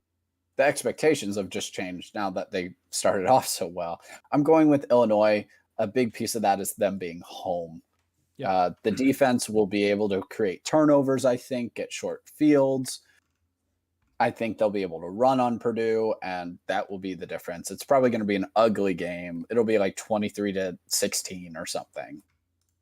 Yeah, completely agree. I've got Illinois. This is one of the picks that at least all the folks that are picking on ESPN have as the most confident in terms of percentage picked. 96% of people are picking Illinois, which almost feels like a bad omen, but I do have the Fighting Illini. I'm sticking with it for now. All right, we move to the Big 12, where Oklahoma State has returned home from their nightmare of a last 2 weeks, lopsided defeats against Kansas State, of course. That game against the Jayhawks came last week, where Kansas finally overcame an insane losing streak against top 25 opponents. They rushed the field, they tore down the goalpost, all good fun in Kansas and Lawrence, where they are bowl eligible. But we turn to Oklahoma State. What is the status of this team? Spencer Sanders has been playing, but he's been banged up. And they're playing an Iowa State team that you just really never know what you're going to get. Iowa State came out with a win that they badly needed against West Virginia. I am picking Oklahoma State because they are at home. They have not lost a game at home. Their losses, the two I just mentioned, and against TCU, all on the road. But this is an Oklahoma State team that what is their motivation level going to be like? So I'm picking Oklahoma State, but not doing it with a lot of confidence. I'm picking Oklahoma State because I swore not to pick Iowa State ever again, so I won't. All right, fair. But I'm worried about the Cowboys because they're just running out of bodies. Yeah. And that's really what happened the last 2 weeks. You know, they escaped Texas and you're like, oh, okay, like that's fine. But that's why they got steamrolled by the Wildcats, and that's why the Jayhawks took advantage of them too. They have run out of bodies, especially in defense and the linebacking core and secondary. Spencer Sanders is hurt. You're talking about motivation, Aaron. I'm just talking about like their depth has truly been tested. They're throwing those young backups out there at this point. Would not be surprised if Iowa State wins, but I said I'd never pick them, so I won't, and I'll pick Mike Gundy at home. Agreed. The home team seems to be a popular favorite considering how this season has gone. But then I bring to you this Alabama-Ole Miss game. We both said we're picking Alabama, but what's your confidence level in picking the Tide, as just 78% of folks are taking Alabama? I got Alabama, and I got them real high on this level. I'd be Interesting. stunned. I'd be stunned if they lost twice in a row. That's a new level. Yeah, you're right. I don't expect it. And for me, it's also just about, I don't believe in Ole Miss. I have never really believed in Ole Miss this season. Yeah. I think they've been the beneficiary of a very weak crossover schedule. You know, they get to play Kentucky. They avoid Georgia and Tennessee on that crossover. You know, I just don't see them as a very good team. They're very one-dimensional. They really struggle to throw the ball when you force them to. And that's Alabama's weak spot, is the secondary. I don't think Ole Miss will be able to take advantage of that. I know they're at home. That'll probably make it interesting for 2 or 3 quarters, but overall, Alabama's going to win, and they're going to roll. They'll be angry. Speaking of angry, Tulane should be angry that game day did not go to New Orleans. I'm personally angry, and I know you are too, and every self-respecting college football fan is as well. Tulane, 8-1, hosting UCF. So this is very intriguing for Tulane, right? 8-1, that lone bizarre loss to Southern Miss. Dang, I know I say this like every week. Man, I wanted Tulane if they would have just won this game with a win over Kansas State, like where would this team be in the rankings? It would be very intriguing. I'm not saying they deserve a top 4 spot. I'm just saying what a conversation that would be.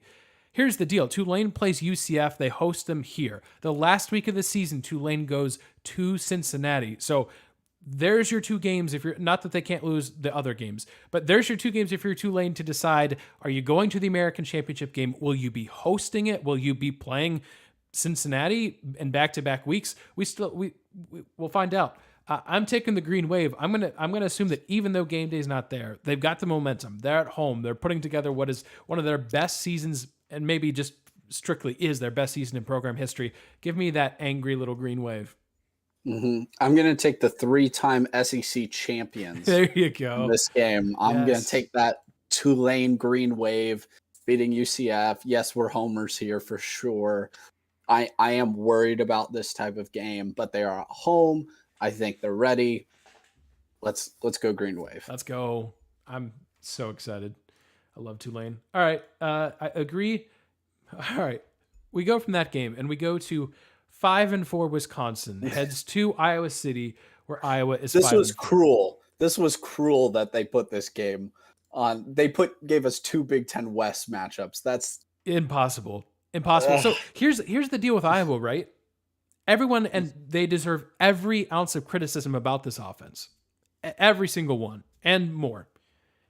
Iowa's losses outside of their week 2 loss to Iowa State are to Ohio State, Michigan, and Illinois, who, if you check the top of the standings, that's the top team in the West, the top 2 teams in the East. I'm not trying to tell you that Iowa's good, but because they receive so much criticism, I think people they just, dang it, Kirk Ferentz finds a way to win 9 games a year, even though they have the worst offense in the country, as far as I'm concerned, even though Northwestern would give them certainly a run for their money.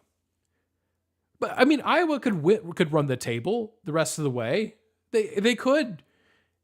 It's not because of their offense, but they just find a way to win 8 or 9 games, and this is why Kirk Ferentz stays the head coach. This is why he's able to still keep his son on as the offensive coordinator. It begs the question, what would they be without the way they are? But all that being said, I'm picking Wisconsin. Well, you are? I actually, yeah, I'll do a 180 there. I like what Jim Leonard's done with Wisconsin. They've got, I'm going to be probably wrong. This will probably be my one confidence. I'm taking the Badgers, even though they're on the road. That makes 0 sense for me to do that. I'm taking the Badgers. I'm picking the Hawkeyes for everything you just said, because it's infuriating. And usually the most infuriating option is the correct one. So yeah. I'll pick that. But obviously it's Big Ten West. This is going to be a low confidence pick. Yeah. I would think that would be the Sickos game of the week there. We'll see. All right. Kansas State heads to Baylor. Baylor has kind of picked things up a little bit. Both teams are 6-3 now. I'm going to pick Baylor strictly because they're at home. And I'm just sticking with that, especially in the Big 12 nowadays. Home team. Yeah. Every team in the Big 12 has 3 losses at this point, except TCU. And don't let people tell you that's because the conference is having a down. That is a lazy take. Mhm. It is a lazy take because Oklahoma and Texas are not the ones who are good this year. That happens all the time in college football, where if your perennial powers aren't having a good year, you're like, oh, the conference is bad. No, the Big 12 is the deepest conference in college football. Every single one of these teams, maybe not West Virginia, but except for them, would be bowl eligible minimum Yep. in every other league. Like, no question. So that is a lazy take. They don't have a lot of elite teams this year, but it's a very good conference all around. I really struggle with this pick, Aaron. I'm going to go with Kansas State. Okay. But I'm really intrigued to see Dave Aranda and that defense try to slow down the Kansas State offense. Even Texas really couldn't. They were just able to contain it just enough, create enough turnovers to survive Kansas State in that game. Is Kansas State able to bounce back? I think they are. And that prolific offense, it's just going to be another fun Big 12 game. Man, if you don't know what game to watch in a random time slot, just throw on whatever Big 12 game's on, because I promise you there'll be some scoring. It'll be fun. So that game's at 7. The game in the Big 12 that's at 7:30 on ABC is TCU and Texas. Again, I'm picking Texas because they're the home team. And it has nothing to do with game day that, again, should not be there. It has everything to do with Texas is playing at home. TCU's on the road. And I love this TCU. I love this story that this has been. Max Duggan has been incredible. All the props in the world for what he's done. The fact that he stayed with this program when he was not named the starter at the beginning of the year. I will say that over and over again. And to be clear, if he wanted to transfer, that's also completely in his right to do so. I'm just saying I have a ton of respect for someone that is willing to sit there as a backup and still earn his opportunity. And now look at what he's done. We'll post our rankings on our Heisman rankings tomorrow, but there's a chance that he's first because TCU is 9-0 in what is this insane conference. At this point, because of records, TCU would have to really try hard not to get to the Big 12 title game. But of course, they've got the playoffs in their mindset. But I think that kind of story, that part of the story at least, dies in Austin on Saturday. I agree with you, and I'm kind of cheering against it, but I too. feel pretty strongly. Mm-hmm. Texas got right last week, and that was bad for TCU to see. On the road as well, on the road in Manhattan. And the biggest key to that was Bijan Robinson, over 200 yards total. Mm-hmm. Man, they got the run game going in Texas. And if they can run like that on TCU, and you can run like that on TCU, Kansas State showed the blueprint for it, they could be in for a long day. I think Quinn Ewers is, it's a young team. It's such a young team with Quinn Ewers and that offensive line. You see Bijan Robinson and Xavier Worthy and a few of the guys on the defense have some experience, but for the most part, this is an extremely young team. Young teams get better and mature throughout the year. I'm going to go with Texas in this one. My only hesitation is just everybody's picking Texas in this one. Yeah, that's true. That's true. And that's usually my one hesitation. Texas is a 7-point favorite in this. So I don't know. 7's a little rich for me. And but let's be honest, TCU is probably going to get slighted again in the college football playoff rankings. So it's not like they're not going to have a chip on their shoulder. It's not like they're going to be looking at Texas and kind of, swagger. Like Sonny Dykes is going to get the chip on the shoulder mentality. Like really they've had all season. On the road helps with that too. Yeah. I think this is a fantastic game. I think so too. I'm excited to watch the game. I would be very stunned, honestly, if either team blew the other one out. I would too. I do think that this is finally the week that TCU's offense cannot make up for what is a pretty weak TCU defense. They've just flat outscored teams. And Texas's defense has been shaky, but at times they can be really good. And I think with a home crowd behind them, I think they have a chance to, maybe really good is an overstatement, but good enough to beat the likes of TCU. All right, we move to the ACC. To be clear, this is an ACC conference game. Of course, I have to mention that specifically because North Carolina and Wake Forest have played non-conference games in the past, even though they are in the ACC. Of course, they meet, and yes, it is a conference matchup.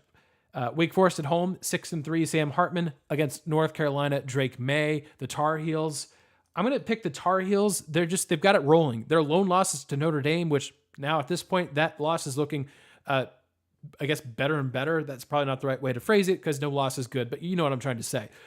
I like the Tar Heels, even though they're on the road. They can make things interesting, and who knows? Tar Heels. We'll see. The temptation here is to pick North Carolina. Wake has looked terrible on offense, inexplicably, really, the last 2 weeks. Mhm. They really surprised me losing to NC State last week specifically. Yes. There's really not an excuse for that. Sam Hartman's not looked himself, which means that this would be the game where it would magically all flip around Yeah, because sure. that's how the ACC works. I don't trust North Carolina's defense either. That doesn't help, but they have been at least a little better in the last few weeks. North Carolina, please don't get down double digits though again, as you have been the last last few weeks. I'll go with the Tar Heels. Man, it's just another one of those games. They did a good job picking the games this week.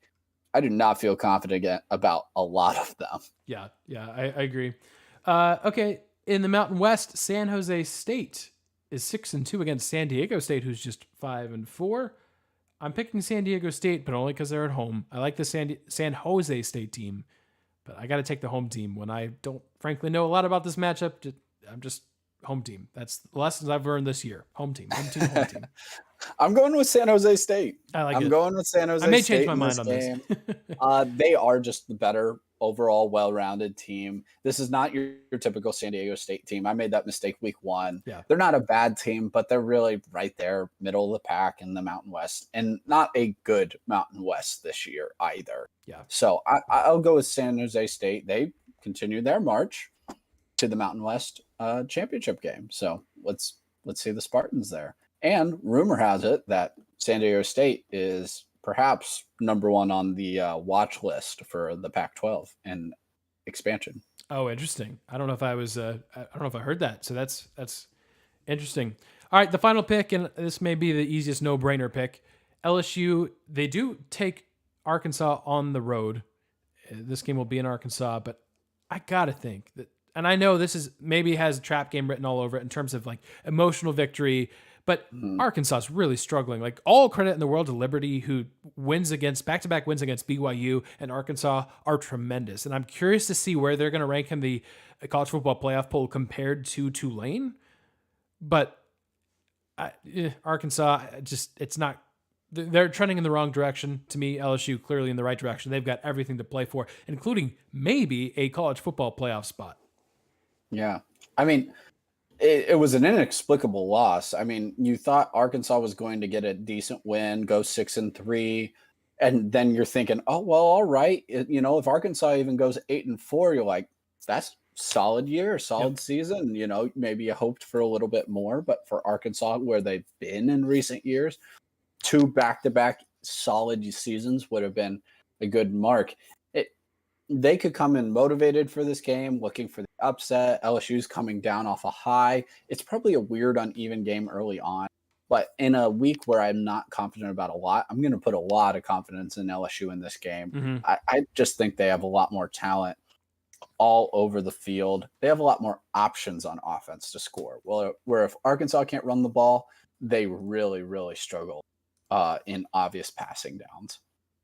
Yeah, agreed. So there's our picks. We'll see how it goes. We disagree on some of them, so we'll see where the points are at the end of this week. Again, ESPN, I am a little upset because I would be leading by like 30, at least 30 points right now. So anyways, all good. We'll figure it out. I'll just have to get some picks right this week. All right, Johnny, speaking of getting things right, good luck this week on your bets, because we were talking about it kind of off air. There's not a lot of easy bets to choose from, but again, a decent week from you last week. So really, you're kind of coming on strong here in the second half of the season. It's not how you start in September. It's how you finish. You That's want to make sure you're at your best in November. So it wasn't the greatest week, but 5-4, and whenever you're in the green, it's a good week. So LSU really helped me out last week. So we're going back to the well. LSU's only a 3-point favorite at Arkansas. We got a lot of road teams on this one. So going against the trend here, but there's not a lot of good bets. So if you are in a state that you're able to gamble, I would take it easy this week, if I'm being completely honest with you. They are really hammering home low scores. A lot of home favorites, so you're going to have to pick a road team if you really want to pick some underdogs. But I got LSU only 3 points. Even if that's a competitive close game, I'd like to think the Tigers win by more than 3 in that one. So I feel good about that. Aaron, you're going to disagree with this one, but I have Alabama covering that 11.5-point spread against Ole Miss on the road. I really think, again, even if it's an interesting game, I think Alabama's going to end up winning that game really by 20 to 21 points. I just don't believe in Ole Miss, and Alabama's going to be angry. They're not technically out of the SEC West yet, so Saban's going to be able to play that up. And Alabama, for their standards, it'll be a bad season, but they could still go to the Sugar Bowl and have a good season by most standards. This is kind of a wild one. I've been picking a lot more Power 5 lately. I have Wyoming covering at Colorado State, another road team. Wyoming. We also mentioned San Jose State earlier. Wyoming is their counterpart, looking at like perhaps a collision course in the Mountain West. Colorado State's real bad. Yeah. That is a big reason for this one. They're really, really awful. So I'm going with Wyoming to cover the 9 here. They might run away with that one. Next one is North Carolina is a 3.5-point dog on the road at Wake Forest. I already talked about how I'm really hesitant about this game, but because they're the underdog here, 3.5, I think North Carolina at least covers in that. So I think that's a half decent bet. Florida State, massive win against Miami. Love the Seminoles. I picked that one last week. They're only a 7-point favorite against Miami. They cleared that up real easy. When I was right last week, I was really right. When I was wrong, I was wrong. Florida State, 7-point favorite at Syracuse. I know there might be a little hesitation there, but Syracuse is not healthy. Their quarterback's been hurt. They are staggering down the stretch where Florida State really seems to be picking up momentum and steam here. I wish that they would get to play Clemson now rather than a few weeks ago, but that's okay. Florida State's gaining momentum. I think they cover the 7-point against Syracuse. And then lastly, this is a little risky, but I'm going to double down on San Jose State. They're 2.5-point favorites against San Diego State. If they win the game, right, most likely they win by more than 2.5. So in a pick'em situation, I'll go with San Jose State. Again, only 6 picks this week. There's not a lot of great ones, and I don't even feel the best about a couple of these, but we'll see. We'll see what happens. We'll only go with 6 this week. I like it. Well, best of luck to you. I don't know if you mentioned, I missed it. Do you know your overall record right now in the season? 30, 32, and 2. We've had 2 pushes. Okay, so right about 500. Yeah, we're getting there. We're climbing back up. Yeah. We'll finish in the green by the end of the season, and that's all that matters. That's money in your pocket for anyone. Sicko's game for me. Yes. UMass at Arkansas State. Now, Arkansas State's a 17-point favorite. Ooh. That is proper, especially at home. But Arkansas State's been super disappointing this season. They should have gotten to a bowl game. There's really not an excuse for them to not be in a bowl game, but they've had a real rough season. They still have a chance to get a couple more wins. UMass, Texas State. UMass is far and away the worst team in college football, which means cheer on UMass on Saturday, everybody. We want UMass to win. Go Minutemen. Yeah, that's right. UMass has scored just 107 points this season. They've given up 274. That's all you need to know about the Minutemen this season, unfortunately. You do typically have to score more points than your opponent to win. Yeah. I was going to ask you, because Liberty did beat Arkansas. Is there any path, do you think, Liberty to a New Year's Six this year? Obviously, that requires Tulane to self-destruct somewhere down the line. And part of it is, and maybe I'm answering this for you, the really only big game left on Liberty's schedule is Virginia Tech, who, yes, Power 5, but poopy. Being an independent, I think, also is poor for them. Yes. I honestly think Coastal Carolina's even in them. In reality, they might not be ranked ahead. They might be ranked ahead of Coastal Carolina this week, but Liberty doesn't get a conference championship game, and the committee has shown that they really highly value that. I'm not even thinking that a 2-loss American champion won't be ahead of Liberty. Okay, that might, whether it's right or wrong, whether they're actually better or worse. If UCF ran the table, if Cincinnati ran the table, even if Tulane loses a game and wins the conference, I would tend to think that the committee's probably putting that American team in, even over maybe Coastal Carolina in that situation as well. But I don't. Unfortunately, I don't see a path for them. They need to get into Conference USA. which is sad because I've actually enjoyed their independent schedule. They play their problem is they play UConn, UMass, and New Mexico State every year. Yeah. I do love that they will play 3 or 4 ACC schools, and I mean they played Arkansas this year. They played BYU. They don't just completely take it easy, but I think that's where not being in a conference is really detrimental to Liberty. Yeah, it's an interesting conversation if Cincinnati's the team that runs the table because, and I don't know how much. Oh, Arkansas, yeah, the Arkansas variable is very interesting. And That's now these are two very different teams. Liberty was not going to beat Arkansas playing week 1. Cincinnati would maybe beat Arkansas now if they played, but it's an interesting variable. So we'll see. Liberty would be well off for Wake Forest to figure themselves out. Yes, because that loss earlier looked much better. The Liberty's only loss is when they went for 2 against Wake Forest and didn't get it, so they lost by a point.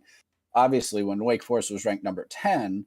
I think your argument would have been far more sound. If Wake Forest was still just a 1-loss team, I think the committee would really, really be struggling with that. And I think Liberty might almost be – they might not be able to be overtaken except by anyone except Tulane at that point. Just Tulane has a great win over Kansas State. But it'll be interesting down the stretch. There isn't that like one group of 5 team like typical. And I don't believe based on the rule, Aaron, that they have to allow a group of 5 team in if they're not ranked high enough. That's correct. I believe they've got to get to 14. And I think that's a very high possibility this year that they do not get a team in the top 14. I think that is actually a very high possibility that doesn't happen, especially if UCF beats Tulane this week. You know, you're guaranteeing the American Conference. It's UCF, Tulane, or Cincinnati, all 2 losses already. It's done. And as much as I like Tulane, I don't think they beat UCF, Cincinnati, and then also win the conference title game. They're probably losing one of those 3 games. I think there's a real big chance that we don't have a group of 5 team in the New Year's Six. And this season, I would be relatively okay with that. There just isn't a team that I don't think won't get just run off the field. Yep. Depending on the matchup, of course, but I don't see it. I don't see that team. Yeah, I agree. And you bring up the scenario for Tulane. It's UCF beat Cincinnati and beat one of those teams again. It's going to be tough sledding for Tulane. We're certainly rooting for them, but that's a lot. That's really 3 top 25 caliber teams in the next 5 weeks for the Green Wave. We'll see how, really 4 weeks, I guess that is kind of. So we'll see how they hold up there. Obviously, we'll be talking about it next week. Johnny, thanks for joining. Any last thoughts for this upcoming week? Hey, Pac-12 is alive and well. We got Oregon playing Washington this week, so that's a really, really big game. Oregon home, so I like them to win that game. But yes, we're going to have Oregon's also going to have to play Oregon State. USC, UCLA is going to be coming up. The Pac-12, especially with that Clemson loss, is alive and well. They're big Texas fans Saturday night. They take out TCU. Now they have we're going to get into the argument. If TCU's undefeated, they're in. But if they lose, we have legitimate arguments to be had now between let's say a 1-loss TCU, which might not even happen, who wins the Big 12, maybe a 1-loss Clemson, the 1-loss, Pac-12 team, a second team from the SEC. We have legitimate conversations now. Yep. So I think the Pac-12 could be the big winner this week, especially if Oregon's able to hold off Washington State, and that those 3 teams, USC, UCLA, and Oregon, are able to remain intact as long as possible for the playoff race. Yeah, absolutely. I mean, Oregon's last 3 games versus Washington, home against Utah, at Oregon State. That's a challenging 3-game stretch. We'll see what happens there. And then again, they're playing no divisions, so they could be playing Utah again, or we'll figure it out who they'd be playing at that point. We'd have to let maybe UCLA probably, or USC. Winner. Yeah, the winner of UCLA USC actually makes the most sense. So brutal 4-game stretch. That is a brutal. We'll see. Brutal. Yep, indeed. All right. Well, Johnny, thanks for chatting, and we'll talk to you guys. Actually, we'll talk to you guys in 2 weeks because we got to talk about a different sport a week from today. We'll be breaking down the World Cup. So if you normally tune in during this time, hey, still do it. We're going to be talking World Cup soccer next week, getting you set for the World Cup in less than 2 weeks. So we'll talk to you guys then. YouTube, thanks for hanging out with us on stream. And make sure you're subscribed so you don't miss any of our World Cup content that we've got coming outside of this live stream. So we'll see you guys then.